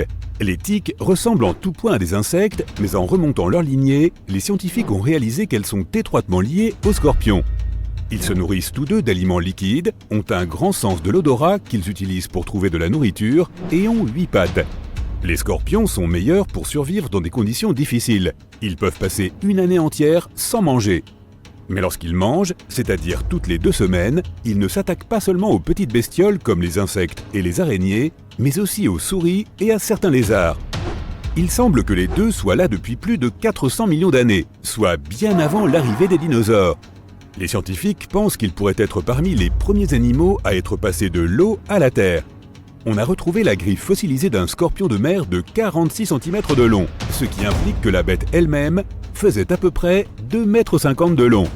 D'ailleurs, après avoir trouvé la pince, les scientifiques ont réalisé que les crabes, scorpions et araignées géants étaient bien plus grands que nous le pensions. Suricates et civettes. Ils ressemblent à des chats et pourtant, aucun des deux n'a le moindre lien de parenté avec ces félins. Mais ils ont un corps assez long et agile, ce qui en fait des cousins éloignés des belettes et des mangoustes. Ils élèvent tous deux leurs petits dans des tanières souterraines, mais les suricates aiment le travail d'équipe. Ils font la plupart des choses ensemble, ce qui inclut prendre soin des petits et les élever. A l'inverse, les civettes sont plutôt des introvertis, qui n'aiment pas les réunions de groupe. À la naissance, elles ont une fourrure complète, peuvent bouger et sont pratiquement prêtes à découvrir le monde. Les suricates, au premier stade de leur vie, n'ont pas les sens très développés et ont besoin d'un peu plus de temps pour mûrir. Parvenus à l'âge adulte, ils sont plutôt résistants. Ils sont assez forts pour survivre au venin des serpents, ont leur propre méthode pour attraper les scorpions, ont une excellente vision et sont capables de survivre sans eau. Ils ne tirent leur liquide que de ce qu'ils mangent. Les civettes sont nocturnes, tandis que les suricates apprécient une bonne nuit de sommeil et sont actifs pendant la journée. Humains et kangourous. Nous nous sommes en quelque sorte séparés il y a environ 150 millions d'années, mais nous avons toujours une lignée commune et comme les scientifiques l'ont découvert il y a quelques années, un génome presque identique. Cela pourrait nous donner plus de réponses sur ce que nous étions à l'époque. Bien que la main droite soit dominante chez la plupart des humains, certains d'entre nous sont gauchers. Or, c'est la même chose pour les kangourous. Après avoir commencé à marcher sur 2 pattes, ils ont eu 2 mains libres pour effectuer d'autres tâches. C'est alors qu'un côté est naturellement devenu dominant. Quant à la queue, les kangourous, comme la plupart des mammifères, en ont une pour un meilleur équilibre, surtout lorsqu'ils courent. Dans notre arbre généalogique évolutif, la queue a disparu. Les gorilles, les chimpanzés et les autres primates, y compris nous, n'en ont pas. Les animaux à 4 pattes ont besoin de beaucoup d'énergie pour chaque pas qu'ils font, alors que nous pouvons marcher sur 2 pattes plus facilement grâce à la gravité. Chaque fois que nous faisons un pas, elle nous tire en quelque sorte vers l'avant. Ainsi, nous utilisons 25% d'énergie en moins que si nous marchions à 4 pattes. Si bien qu'aujourd'hui, nous n'avons plus besoin de queue pour nous équilibrer. Fourmis et abeilles. S'il y avait une réunion de famille, les abeilles n'inviteraient pas les guêpes. Les scientifiques ont longtemps pensé que les fourmis étaient les parents les plus proches des guêpes. Il s'avère qu'elles ne sont liées qu'à certaines espèces comme les guêpes creuseuses et plus probablement aux abeilles. Les fourmis et les abeilles ont toutes deux des yeux spécifiques composés de facettes minuscules et des antennes. Elles sont toutes les deux des créatures sociales, vivent en groupes plus importants, elles sont travailleuses et apprécient le travail d'équipe. Elles construisent des nids et y retournent après avoir mangé. Elles sont aussi toutes deux très responsables. Les fourmis nettoient l'environnement, enlèvent les feuilles, les restes de nourriture, les restes d'insectes, mangent les insectes nuisibles et creusent des tunnels qui aident les plantes à mieux pousser car davantage d'air atteint alors le sol. Les abeilles fabriquent du miel et pollinisent les fleurs, ce qui explique en partie pourquoi la nature est si diversifiée. Oiseaux et dinosaures. Les oiseaux viennent d'un groupe de carnivores auquel appartient aussi le T-Rex, appelé théropode. Les fossiles d'anciens oiseaux datent de 150 millions d'années. Ils ressemblaient à de petits dinosaures avec des plumes et aussi des dents pointues. Mais de nombreux dinosaures avaient aussi des plumes et pas seulement ceux qui pouvaient voler. Les jeunes T-Rex sortaient de l'œuf sous la forme de boules molles et dufteuses comme les oisillons. Les plumes étaient utiles pour garder au chaud et les protéger. Le Vélociraptor était aussi couvert de plumes et avait des poignets et des chevilles articulées ainsi que 3 orteils. Certains dinosaures avaient aussi des os creux, certains s'asseyaient sur les œufs pour les tenir au chaud, tandis que d'autres dormaient la tête sous le bras avec les membres repliés comme les oiseaux. Et leurs griffes étaient aussi similaires. Baleines et vaches. Il y a très longtemps, environ 50 millions d'années, un petit animal se promenait sur les rivières du sud de l'Asie. Il avait des sabots et des pattes fines. La créature se nourrissait sur la terre ferme, mais lorsqu'elle sentait un danger arriver, elle sautait dans l'eau pour être en sécurité. Cet animal, appelé Indoius, était le plus ancien parent de ce que nous connaissons aujourd'hui sous le nom de baleine et de dauphin.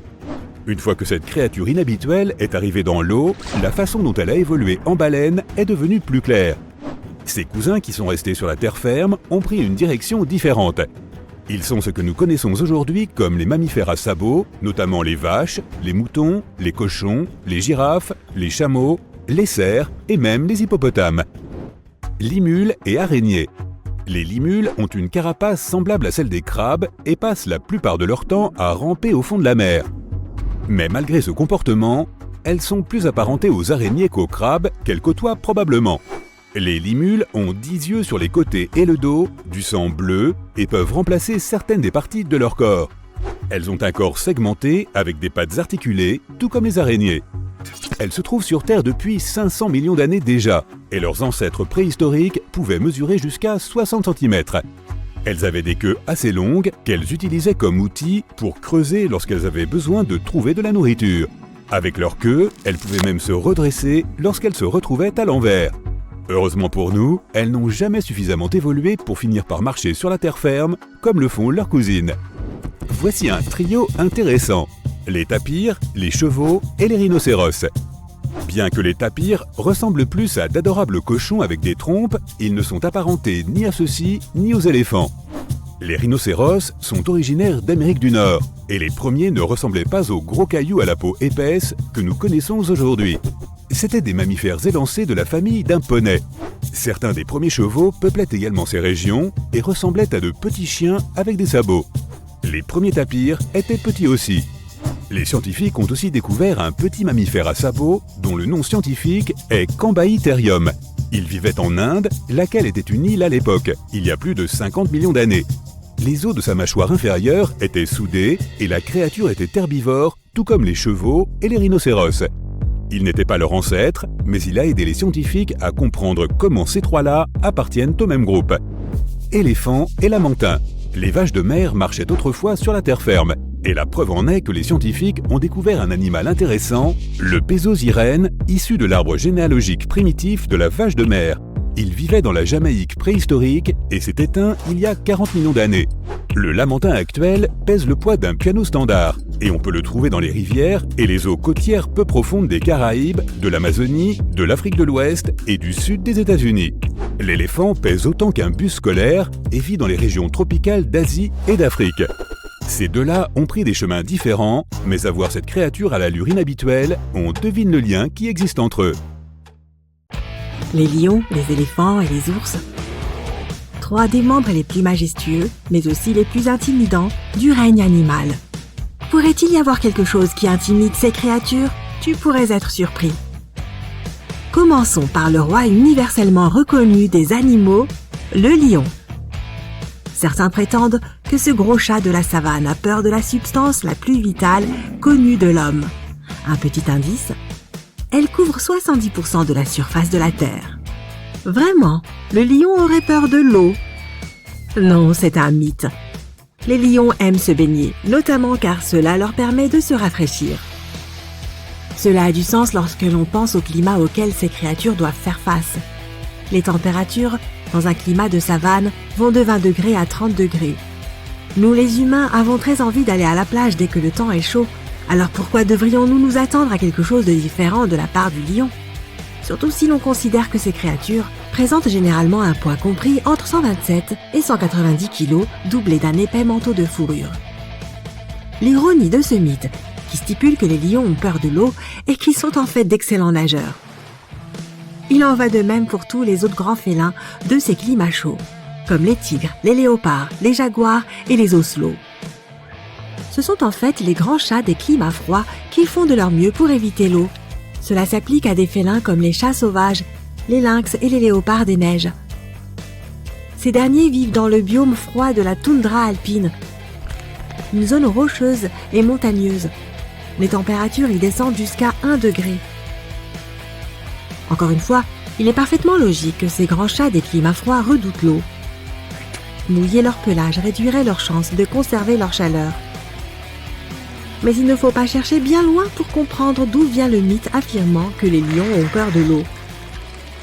En fait, il y a de fortes chances que la raison se trouve près de ton écran d'ordinateur en ce moment même, sautant partout et faisant des bêtises. C'est vrai, nous avons peut-être sauté un peu trop vite à la conclusion que certains aspects comportementaux de nos propres chats de compagnie correspondraient à ceux d'un lion. Les chats domestiques, bien qu'apparentés à tous les grands félins mentionnés précédemment, ne descendent pas directement d'eux. Ils se sont plutôt développés sur des millions d'années à partir d'un seul ancêtre sauvage qui existe encore aujourd'hui dans la nature, le chat sauvage d'Afrique. Comme l'eau n'est pas abondante en Afrique du Nord et au Moyen-Orient, ces chats n'y ont pas été beaucoup exposés. Et comme leurs descendants, ils ne l'apprécient que pour la boire. Comme tu le vois probablement avec ton animal de compagnie, ils se baignent rarement et interagissent peu avec l'eau en général.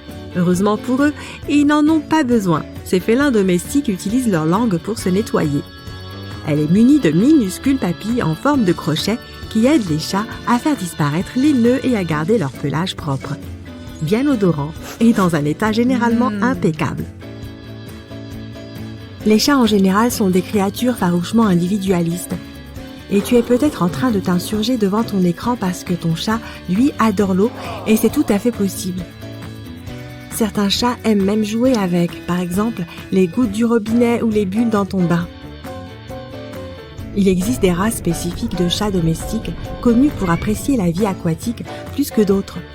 Le turc de Van, par exemple, qui est aussi connu sous le nom approprié de chat nageur. On pense que cette race a développé une affinité pour l'eau en nageant dans le lac Van pour se rafraîchir. Ce lac se trouve dans la région où ces animaux ont évolué. Passons maintenant à un problème auquel un chat n'a absolument pas à faire face. As-tu déjà entendu parler de la musophobie? Également connue sous le nom de suriphobie, ces deux mots désignent une peur des souris et des rats. Il existe une croyance populaire selon laquelle l'éléphant souffre de cette phobie. Cet animal mesure environ 3 mètres et pèse 4000 kg. Et il aurait peur d'une créature qui ne mesure que 10 cm et pèse moins de quelques grammes? Comment cette croyance est-elle apparue? Eh bien, le fondement de cette rumeur repose sur la possibilité que les éléphants soient bel et bien paranoïaques à l'idée que les souris puissent grimper dans leur trompe. Si une souris réussissait à le faire, il y aurait un risque qu'elle provoque une irritation et un blocage à l'intérieur de celle-ci. Sans vouloir être rabat-joie, il semble que cette croyance soit aussi un mythe. Les chercheurs affirment qu'il n'y a aucune preuve concrète qui suggère que les éléphants aient peur des souris. Tout au plus, concèdent-ils que l'animal gigantesque peut parfois prendre peur à l'apparition soudaine du petit rongeur, ce qui est exactement la même chose pour nous. Les experts affirment également que même si une souris parvenait à s'introduire dans la trompe d'un éléphant, ce dernier pourrait la faire ressortir sans effort d'un simple souffle d'air. Il existe également des preuves que dans la plupart des cas, l'animal n'est pas dérangé par les rongeurs et autorise même les souris à grimper sur sa tête et sa trompe. Les chercheurs sont sûrs que tant qu'un éléphant est en bonne santé, il n'existe aucun autre animal qu'il craigne et ce simplement en raison de sa taille. Ainsi, les lions n'ont pas peur de l'eau et les éléphants ne semblent pas avoir peur des souris. Mais est-ce qu'au moins l'une de ces rumeurs de peur animale est vraie ? Serons-nous tout aussi déçus en nous intéressant à la question de savoir si l'ours a une peur légitime ? Eh bien, ce serait compter sans le meilleur ami de l'homme. Oui, les ours se sentent assez mal à l'aise lorsqu'ils sont en présence de chiens. Et ce malgré une parenté génétique éloignée avec eux. Lorsque les deux créatures se rencontrent, le chien est capable de poursuivre, d'intimider, de coincer ou de contrarier l'ours. Quant au puissant animal, il essaiera plutôt d'éviter tout affrontement avec le chien. Il existe même une race de chiens finlandais connue sous le nom de chien d'ours de Carélie. Cette espèce est spécialement employée pour tenir tête aux grands animaux comme les ours. Ce chien a un excellent sens de l'orientation, une grande souplesse et maîtrise de son corps, du courage, un bon odorat et de la persévérance. Cela signifie-t-il que tu peux te promener avec ton chien dans une zone connue pour abriter des ours et te sentir absolument serein et confiant grâce à la présence de ton fidèle compagnon ? Pas vraiment. Même si les ours peuvent être nerveux en présence de chiens, il ne faut pas oublier leur taille ni leur puissance.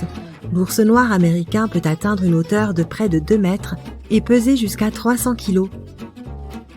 Si une mère ours n'a nulle part où aller, ou si elle sent que ses petits sont en danger, il est tout à fait possible qu'elle se mette en colère, ce qui peut entraîner de gros problèmes pour toi ou ton chien.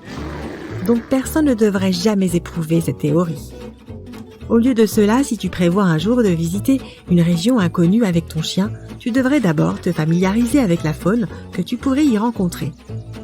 Parce que tu ne sais jamais ce qu'un ours fera lorsqu'il te remarquera avec ton toutou, surtout si l'on tient compte de leur légère cynophobie, qui est le nom donné à la peur des chiens. Au moins, nous avons réussi à trouver une véritable peur d'un autre animal parmi ces 3 cadors de la chaîne alimentaire. Mais n'est-il pas étrange que le chien qui apporte à beaucoup d'entre nous tant de joie et de réconfort soit aussi une créature assez pugnace pour affronter un ours ? Eh bien, tous les héros ne portent pas de cape. Certains portent simplement de la fourrure et un collier. Et tant qu'on y est, pourquoi ne pas jeter un coup d'œil à ce qui effraie nos fidèles compagnons à fourrure ? T'es-tu déjà demandé pourquoi ton chien était mal à l'aise lorsqu'il entend des bruits forts ? Le degré de peur diffère chez chaque chien. Mais c'est la simple imprévisibilité du tonnerre et des éclairs ou des fortes détonations qui accompagnent les feux d'artifice qui provoquent le malaise de ton chien. L'incapacité à comprendre ce qui provoque ce bruit assourdissant peut pousser ton chien à trembler, à rentrer sa queue entre ses pattes ou même à s'enfuir de la maison. Une autre situation qui peut vraiment effrayer vos fidèles animaux de compagnie est lorsque nous les laissons tout seuls. Cela peut malheureusement devenir un cauchemar pour tes voisins, car un symptôme courant de cette peur est l'aboiement excessif. Cette peur peut aussi causer des problèmes plus près de chez toi. Tu t'es déjà demandé pourquoi ton chien avait mâchouillé ton canapé ? Ces accidents d'apprentissage sont typiques lorsqu'un chien souffre d'anxiété liée à la séparation. Mais tu ne peux pas rester longtemps en colère contre ton chien, n'est-ce pas ? Ton meilleur ami se rattrapera lorsque vous croiserez un ours.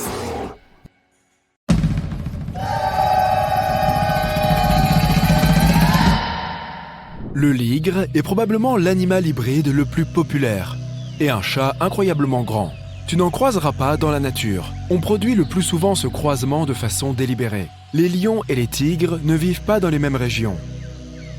Le ligre est un croisement entre un lion et une tigresse et il peut devenir très grand en très peu de temps. Ce sont en fait les plus grands chats du monde. Hercule, le plus grand ligre connu, en est un exemple concret. 418 kg et 3,30 m de long. Imagine-toi l'emmener en promenade. Les ligres sont généralement bien plus grands que leurs parents. Dans la plupart des cas, ils se comportent et ressemblent plus à des lions qu'à des tigres. Mais ils ont aussi quelques traits du tigre. Par exemple, ils ont le dos rayé et adorent nager. Et maintenant, le tigron. Personne ne pourrait te reprocher de penser que le tigron et le ligre sont fondamentalement le même animal. Après tout, ils sont tous deux une combinaison de tigre et de lion. Mais le tigron est issu du croisement d'un tigre et d'une lionne. Il est généralement plus menu que ses parents et beaucoup plus petit que son cousin géant. Peut-on les qualifier de cousins ? Dans la plupart des cas, les tigrons héritent de l'allure charmante de leur père tigre, mais ils obtiennent aussi quelques traits intéressants du côté de leur mère. Par exemple, la socialisation et la capacité à rugir. L'un des animaux hybrides les plus rares au monde est sans conteste le balfin. Il est issu d'un croisement entre une femelle grand dauphin et d'un mâle fausse orque. Son nom peut porter à confusion, mais la fausse orque appartient à la famille des dauphins. Et elle n'est même pas apparentée aux orques. Les balfins sont un exemple très intéressant de mélange à 50-50 de leurs deux parents. Ils ont la peau gris foncé, soit le mélange parfait entre une fausse orque noire et un dauphin gris clair. Les dauphins ont entre 80 et 100 dents, les fausses orques en ont 44. Et leur petit hybride est à mi-chemin avec 66 dents. À quoi ressemblerait un croisement entre une algue et une limace? Pas besoin d'imaginer, le résultat existe, et c'est une limace de mer. Elle vit dans les marais salés du Canada et de la Nouvelle-Angleterre, et c'est probablement la créature hybride la plus bizarre que tu verras dans cette vidéo, voire même dans le monde, mi-végétale, mi-animale. Certaines limaces semblent avoir eu la bonne idée de s'accaparer les gènes des algues innocentes, dont elles se nourrissaient, ce qui explique la similitude. Comme elles sont partiellement des plantes elles-mêmes, elles peuvent produire le pigment végétal appelé chlorophylle. Cela signifie que ces limaces inhabituelles sont même capables de photosynthèse. C'est le processus qu'utilisent les plantes pour transformer la lumière du soleil en énergie. Ainsi, elles produisent leurs propres molécules qui contiennent de l'énergie sans avoir à manger quoi que ce soit. Lorsque les scientifiques l'ont découverte, la limace de mer était le premier cas d'un animal multicellulaire capable de produire de la chlorophylle. Qu'est-ce que tu obtiens si tu mélanges un léopard et une lionne? Encore un hybride intéressant, appelé le léopon. Ces animaux sont presque aussi grands que les lions, mais ils ont des pattes plus courtes, comme leur père le léopard. Ils héritent aussi de certains de ces traits, comme la passion de l'escalade et de la natation. Il peut aussi y avoir une union entre un lion et un léopard femelle, et le résultat s'appelle un lipard. Les lions mâles mesurent généralement environ 3 mètres de long et pèsent environ 230 kg. La femelle léopard est beaucoup plus menue avec seulement 1,50 m de long et 36 kg. La différence de taille est si importante que cette union n'est pas si fréquente. Bon, maintenant, pourquoi pas un bison avec une vache? Quand tu étais petit, tu as peut-être pensé qu'il pouvait faire bon ménage, mais en réalité, cette combinaison crée un animal hybride inhabituel appelé le bifalo. Peu d'animaux hybrides peuvent se reproduire, mais le bifalo le peut. Quand un grizzly et un ours polaire s'accouplent, cela donne un ours appelé growler ou pisli, ou encore grizzlard. Choisis celui que tu préfères. On peut même en voir dans la nature. Ces deux types d'ours se vouent généralement à mépris mutuel, et ils ne sont pas doués pour vivre ensemble dans un habitat commun. Mais, même si c'est rare, l'amour peut frapper n'importe où et donner naissance à ces adorables hybrides de couleur caramel.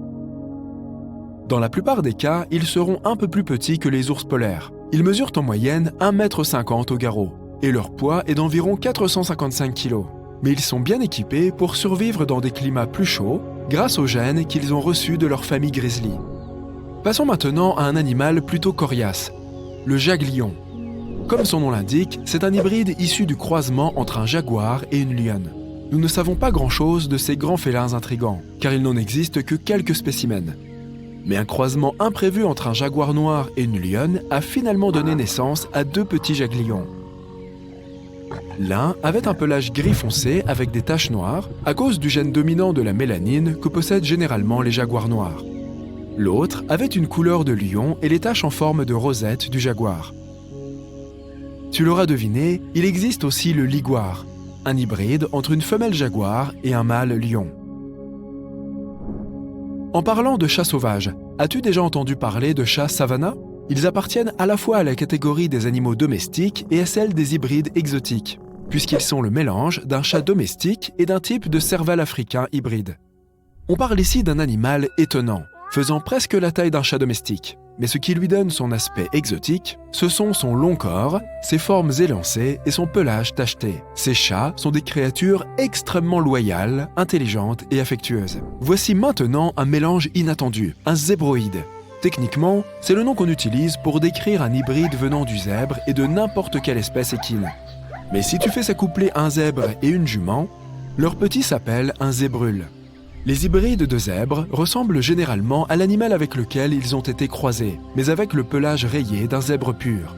La plupart de ces créatures hybrides n'ont pas un pelage entièrement rayé. Il y a des rayures, surtout sur les zones non blanches de leur corps et de leurs pattes.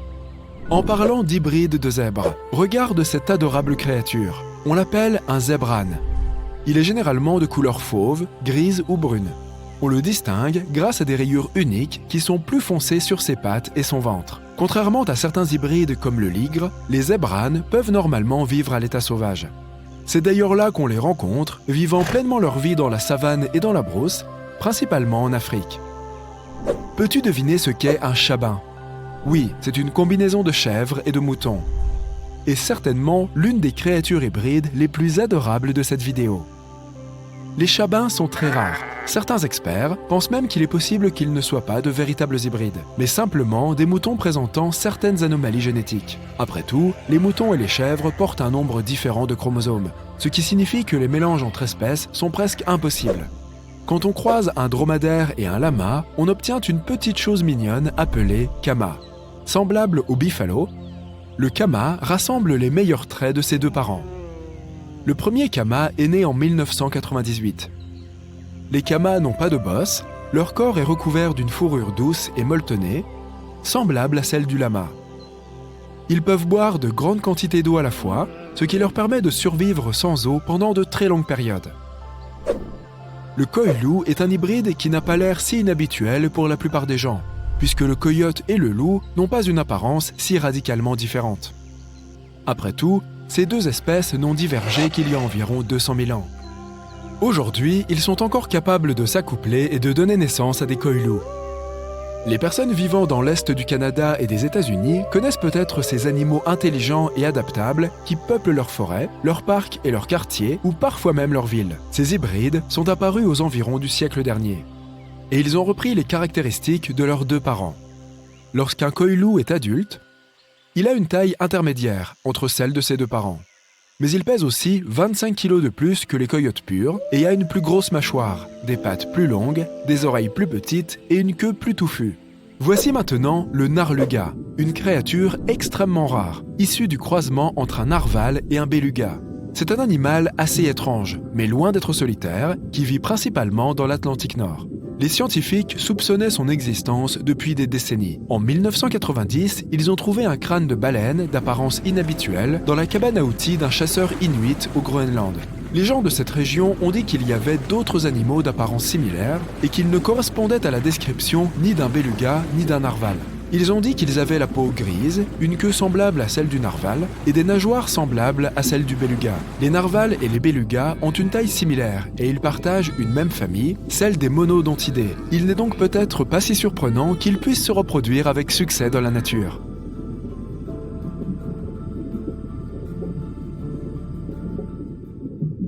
Lions, chiens, chats, tous ces mammifères dorment dans des positions plutôt confortables. Mais pas les baleines. Elles ressemblent à des miches de pain géantes qui flottent, scène dont un plongeur a été témoin par hasard dans la mer des Caraïbes. 6 baleines se tenaient debout, la queue pointée vers le bas, à une profondeur d'environ 20 mètres sous la surface. Les scientifiques ont découvert que lorsque les cachalots font une sieste, ils restent dans cette position pendant 10 à 15 minutes. Ils ne bougent pas et ne respirent pas. Mais ces créatures ne passent que 7% de leur temps à dormir, soit beaucoup moins que les autres mammifères. En général, elles se reposent paisiblement dans l'eau ou se détendent en nageant lentement à côté d'autres animaux marins. Lorsqu'ils bougent et dorment en même temps, ils sont en train de faire une sieste. Ces animaux ne peuvent pas aller trop profondément et doivent rester près de la surface. Les grands requins blancs dorment et chassent à de plus grandes profondeurs, ce qui signifie qu'ils ont moins de soucis pendant leur sieste. En plus on s'enfonce, plus il fait froid. Les baleines ont besoin d'environnements plus chauds qui les aident à maintenir la température de leur corps imposant. Lorsqu'ils sont seuls, les dauphins entrent dans une phase de sommeil profond. Cela se produit généralement la nuit et ne dure que quelques heures à la fois. Quand il dort, l'animal flotte à la surface. Il éteint la moitié de son cerveau. Hé, je fais pareil. Ainsi que l'œil opposé. L'autre moitié reste à un faible niveau d'alerte, éveillé et prêt à réagir si un visiteur indésirable s'approche. La partie du cerveau qui est éveillée envoie également des signaux lorsqu'il est temps de remonter à la surface pour prendre une inspiration. Les mammifères marins ont un évent. C'est un lambeau de peau qu'ils peuvent ouvrir et fermer à leur guise. Les humains respirent de façon automatique. Ton corps sait ce qu'il doit faire même quand tu dors. Mais les baleines et les dauphins ont un système de respiration volontaire. Cela signifie qu'ils doivent aller consciemment à la surface pour respirer. Et une partie de leur cerveau doit toujours être éveillée pour informer l'animal qu'il est temps de remonter. Les baleines et les dauphins peuvent retenir leur souffle bien plus longtemps que les autres espèces. Ils ont également une plus grande tolérance au dioxyde de carbone et peuvent absorber plus d'air. Leurs globules rouges stockent également plus d'oxygène. Le sang des baleines et des dauphins ne va que dans les parties du corps qui ont réellement besoin d'oxygène. Si une baleine n'utilise que son cerveau, son cœur, ses nageoires ou d'autres muscles nécessaires à la nage, à ce moment-là, ce seront également les seules parties du corps qui recevront de l'oxygène. La digestion ou d'autres fonctions peuvent attendre. L'océan n'est pas un endroit où on peut se détendre et s'endormir paisiblement. Pendant leur sommeil, les poissons réduisent leur activité. Leur métabolisme devient lent. Certains d'entre eux continuent à flotter au même endroit. D'autres trouvent un endroit plus sûr parmi les coraux ou dans la boue. Très tôt dans leur vie, les dauphins apprennent à émettre un sifflement unique qui aide les autres membres de leur groupe à les identifier. Cela signifie que ces sifflements spécifiques sont leurs noms et les dauphins y répondent. Les palourdes ont des pieds. Ça ressemble à une grande langue qui dépasse parfois de la coquille. Mais c'est en fait le pied et il est relativement long par rapport à la longueur de l'animal. Les palourdes utilisent ce membre pour se terrer dans le sable. La baleine bleue est le plus grand animal vivant. Et elle est aussi plus grande que l'était la majorité des dinosaures. Elle peut atteindre plus de 30 mètres de long et peser près de 200 tonnes. Cela équivaut à 50 éléphants adultes. La langue d'une baleine bleue peut à elle seule peser plus qu'un éléphant. Un tel géant a besoin de beaucoup manger. 1 demi-million de calories en une seule bouchée. Le cœur de la baleine bleue fait la taille d'une petite voiture et pèse 590 kilos. Pour faire circuler le sang dans un corps aussi gigantesque, les battements du cœur sont si forts qu'on peut les entendre même à 3 km de distance. Le pouls d'une baleine ne bat que 8 à 10 fois par minute. La baleine est l'une des créatures les plus bruyantes qui existent. Son cri peut atteindre 180 décibels, ce qui est aussi fort qu'un avion à réaction. Près de 95% du corps de la méduse est constitué d'eau. À titre de comparaison, le corps humain est composé à 60% d'eau. Ce n'est probablement pas une surprise, puisque les méduses n'ont pas de cœur, de sang, d'yeux ou de cerveau. Les autres 5% du poids de leur corps sont constitués de protéines, de muscles et de cellules nerveuses. Les méduses existent depuis plus de 500 millions d'années. Elles sont donc plus anciennes que les dinosaures. Ces créatures n'ont pas beaucoup changé, et les méduses d'aujourd'hui ressemblent beaucoup à leurs ancêtres. Ces créatures vivent dans l'océan, mais en 1991, plus de 2000 polypes de méduses ont été emmenés dans l'espace. Les scientifiques voulaient voir comment elles réagiraient dans un environnement sans gravité. Les méduses se sont reproduites et ont créé 60 000 nouveaux polypes. Mais malheureusement, ceux-ci ne pouvaient pas fonctionner normalement après leur retour sur Terre. Une espèce de méduse peut littéralement vivre éternellement. Quand elle vieillit, la créature descend au fond de la mer pour redevenir un polype. Et ce polype se transforme en une nouvelle méduse avec le même génome. Les requins du Groenland peuvent vivre 500 ans. Il s'agit d'un animal dont la durée de vie est presque la plus longue connue de tous les vertébrés. Les cachalots sont des créatures sociables qui passent leur vie entourées de leur famille. Ces animaux se soutiennent mutuellement et ont des amis proches dont ils se souviennent bien, même s'ils ne se voient pas pendant longtemps. Les anguilles électriques ont de petits yeux qui ne sont pas très efficaces dans les environnements sans lumière. Elles se fient donc surtout à leurs organes électriques. Ceux-ci sont constitués de 6000 cellules. Les anguilles les utilisent pour stocker de l'énergie comme des batteries. Ces créatures utilisent l'électricité comme les chauves-souris utilisent leur radar ou les dauphins leur sonar. Une anguille peut également produire suffisamment d'électricité pour alimenter un panneau d'ampoule électrique. Il existe un petit poisson archer tropical qui peut apprendre à reconnaître les visages humains. Ce poisson a la capacité intéressante de cracher de petits jets d'eau par sa bouche. Les chercheurs ont montré au poisson les images de 2 visages différents placés côte à côte. L'un était inconnu, l'autre familier. Le poisson était censé cracher de l'eau sur le visage familier. La créature a fait le bon choix dans plus de 80% des cas. Chaque année en hiver, les grands requins blancs qui vivent le long de la côte californienne disparaissent. C'est comme s'ils prenaient des vacances pendant 30 à 40 jours. Les animaux se rendent à un point situé à mi-chemin entre Hawaï et le Mexique. Ils le font pour se nourrir, se détendre ou passer du temps avec leurs potes d'autres régions. L'endroit est maintenant appelé le café des requins blancs. Certains types de requins, comme les macos, les requins baleines ou les requins blancs, respirent d'une manière très spécifique. Cela les oblige à nager sans arrêt. Ils doivent également se déplacer rapidement et avec la bouche ouverte. Ainsi, l'oxygène peut entrer et atteindre leurs branchies. Les éponges ou spongiaires font partie des animaux les plus primitifs. Ils sont immobiles, n'ont pas de bouche, d'yeux, d'os, de cerveau, de cœur, de poumons, ni tout autre organe. Et pourtant, ils sont vivants. Il existe une licorne des mers. C'est un animal appelé narval. Sa corne est en fait une dent qui peut atteindre 3 mètres de long. Les lamantins, également appelés vaches de mer, sont des parents éloignés des éléphants. Leur poids peut atteindre 450 kg. Ces créatures sont végétariennes et ont besoin de manger chaque jour environ 10% de leur poids total. C'est beaucoup de salade marine. Dans certains cas, les lamantins partagent l'espace avec les alligators. Mais ils s'entendent plutôt bien. Tu peux même trouver une photo de Floride où un alligator monte sur le dos d'un lamantin. Les poissons-grenouilles ont des nageoires spéciales qui aident ces créatures à marcher sur le sable. Elles sont très utiles dans les eaux peu profondes. Un solénostomidé ou poisson fantôme est difficile à voir. Mais une fois que tu l'as repéré, tu vas être très surpris. Sa tête représente plus de 40% de son corps. Les crabes n'ont pas envie de perdre du temps avec des formalités telles que mettre la nourriture dans leur bouche. C'est pourquoi ils la goûtent avec leurs pattes, là où se trouvent leurs papilles gustatives. Les iguanes marins sont les seuls lézards de notre planète qui aiment passer du temps dans l'océan, même s'ils vivent principalement sur Terre. Ce sont des herbivores qui se nourrissent dans les eaux peu profondes et nagent comme des serpents. Les iguanes utilisent leurs longues griffes pour s'accrocher au fond lorsqu'ils ont besoin de manger. Les tortues vertes peuvent parcourir plus de 12 250 km lors de leur migration.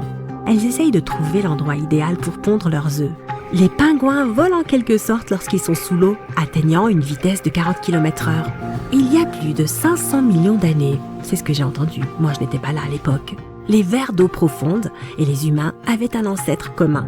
Nous partageons donc encore 70% de nos gènes avec ces créatures. Et avec les étoiles de mer, les calmars et les pieuvres. L'océan couvre plus de 70% de notre planète et plus de 80% de celui-ci est inexploré. Plus d'1 million d'espèces y vivent. Mais il n'y a pas que des animaux. 3 millions d'épaves reposent au fond de l'océan, recelant de mystérieuses histoires. Beaucoup d'entre elles restent encore à découvrir. Le problème avec l'astéroïde qui a anéanti les dinosaures, ce n'est pas vraiment l'astéroïde en soi, mais plutôt le lieu de l'impact. Ce caillou de l'espace a vraiment choisi le mauvais endroit pour percuter la Terre. L'angle de l'impact était aussi mal choisi. S'il s'était écrasé à la verticale, il y aurait eu moins de dégâts. Mais l'impact avec un tel angle a soulevé d'énormes quantités de poussière dans les airs. Après le désastre, des tonnes de suie ont pris feu. Il y a 65 millions d'années, seulement 13% de la surface de la Terre contenait assez de soufre et de pétrole pour former de grandes quantités de suie. Si l'astéroïde était tombé sur les 87% restants du territoire terrestre, les dinosaures existeraient probablement encore aujourd'hui. Mais il a impacté le pire endroit possible et soulevé 1 million de tonnes de matière inflammable dans l'air. Un nuage de particules incandescentes a empli le ciel et s'est déplacé au-dessus de la surface terrestre. Puis ces particules se sont posées au sol et ont déclenché de très nombreux incendies. En brûlant, les arbres ont libéré encore plus de suie. Mais l'astéroïde n'a pas seulement impacté une surface rocheuse, il est tombé sur la côte dans un lieu où le fond marin était riche en sulfate. Un incendie s'est déclenché suite à l'impact, ce qui a libéré de l'acide sulfurique dans l'atmosphère. L'air est devenu toxique. Les dinosaures n'avaient aucune chance. Imaginons maintenant que l'astéroïde se soit écrasé à un autre endroit, au milieu de l'océan par exemple. Des vagues géantes auraient inondé une partie de la surface terrestre, mais la plupart des dinosaures auraient survécu. Encore mieux, l'astéroïde aurait pu s'écraser quelque part dans le désert en créant un cratère géant. Et c'est tout. Les quelques dinosaures qui passaient par là n'auraient bien évidemment pas survécu, mais la situation n'aurait pas été si catastrophique. Bon, mettons que les lézards géants soient toujours les animaux dominants sur notre planète. Ils empêchent les autres animaux de se développer, puisque les tyrannosaures et autres reptiles féroces chassent les mammouths et autres créatures. La population de mammifères décline. Les vélociraptors se battent contre les tigres à dents de sabre et les ours pour leur territoire. C'est une bataille pour la survie qui commence entre les dinosaures et les autres animaux. Puis arrive l'âge de glace. Certains reptiles ne survivent pas. De nouveaux acteurs entrent en scène. Les premiers ancêtres des humains. Difficile de cohabiter avec les dinosaures. Ils attaquent les campements et les grottes. Les ancêtres des humains doivent construire des murs pour se protéger. Au passage, le tyrannosaure n'est pas si dangereux que ça pour l'être humain, contrairement à ce que tu crois. De récentes recherches ont montré que beaucoup de proies réussiraient à fuir devant ce prédateur. Oui, dans les films, il rattrape des voitures sans aucun problème. Mais dans la réalité, il ne ferait pas si peur. Les paléontologues et les biologistes ont analysé les os du tyrannosaure et ont découvert qu'il ne pouvait pas courir bien vite. Le maximum de sa vitesse correspond à la moitié de celle d'un athlète. Des milliers d'années passent et les gens ont appris à vivre avec les dinosaures. Ils ont même réussi à apprivoiser certains gros lézards. Ils ont domestiqué les dinosaures herbivores pour développer l'agriculture. Les tricératops et les taureaux labourent les champs ensemble. Imagine des fermes pleines de diplodocus et de brachiosaures. Les gens grimpent sur leurs longs coups et cueillent les fruits des branches les plus hautes. Les stégosaures protègent les troupeaux des loups et des vélociraptors. Les dinosaures à carapace, comme les ankylosaures, aident les humains à traverser les déserts. Ils portent de lourdes charges, comme les chameaux et les ânes.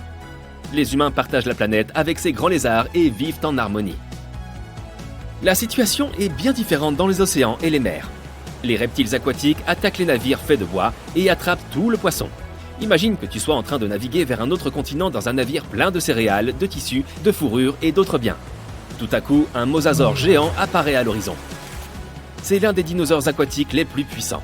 À côté, un requin blanc ressemble à une sardine. Cette créature pourrait facilement battre un mégalodon. Tu le croises donc en pleine mer. Il mord la coque du navire et le tire sous l'eau. Les dinosaures aquatiques sont le principal obstacle à la communication entre les continents. Par conséquent, le progrès est ralenti de quelques centaines d'années. Les humains commencent à construire des navires en métal et parviennent à créer des liaisons maritimes. Un problème similaire se présente avec les premiers avions. Imagine que tu sois à bord d'un Boeing. Tu regardes par le hublot et tu vois un ptérodactyle. Ah non, c'est impossible!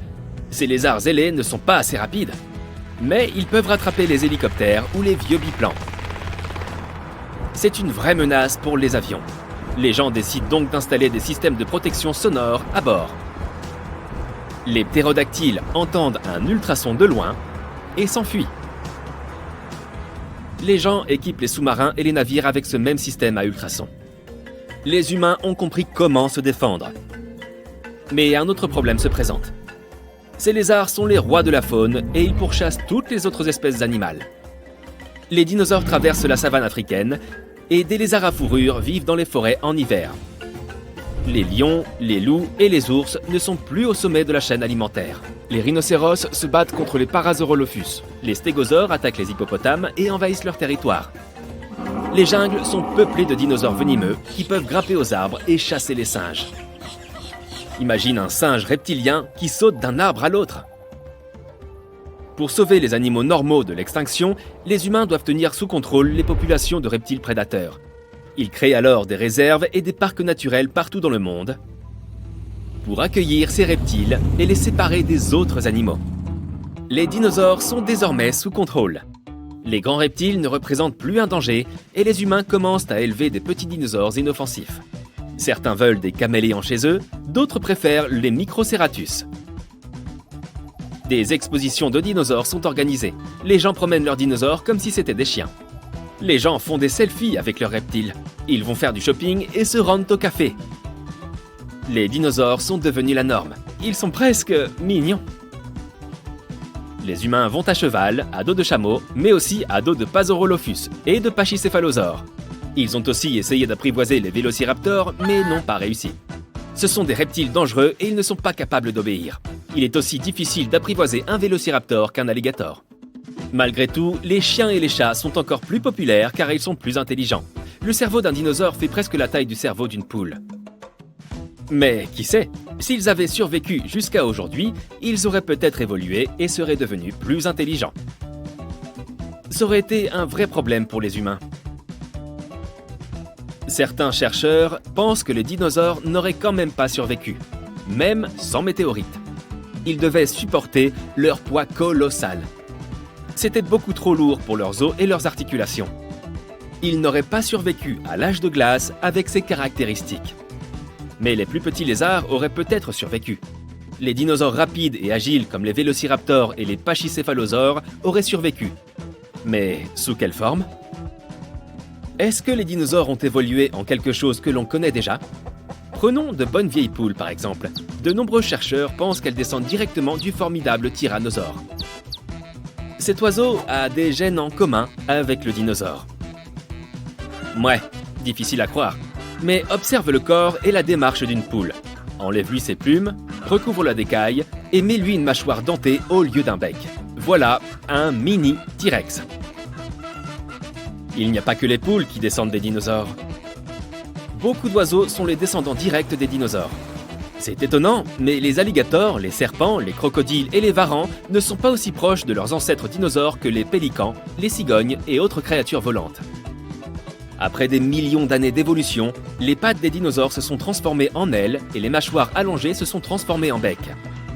La génétique des oiseaux permet de comprendre les dinosaures. Les pélicans ressemblent à des ptérodactyles et les autruches à des vélociraptors.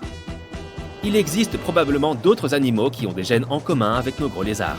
Si cette météorite ne s'était pas écrasée sur Terre, tous les dinosaures auraient évolué en créatures complètement différentes et inattendues. Les chercheurs veulent étudier attentivement l'ADN des oiseaux et essayer de remonter l'évolution grâce à l'ingénierie génétique. Ils espèrent pouvoir faire naître des dinosaures un jour. Pour ce faire, ils doivent trouver un génome spécifique qui est resté inchangé pendant des dizaines de millions d'années. Ce génome se cache dans l'ADN et il n'est pas si facile de le trouver et de l'extraire. Tu crois qu'en 2050, on verra naître des dinosaures ?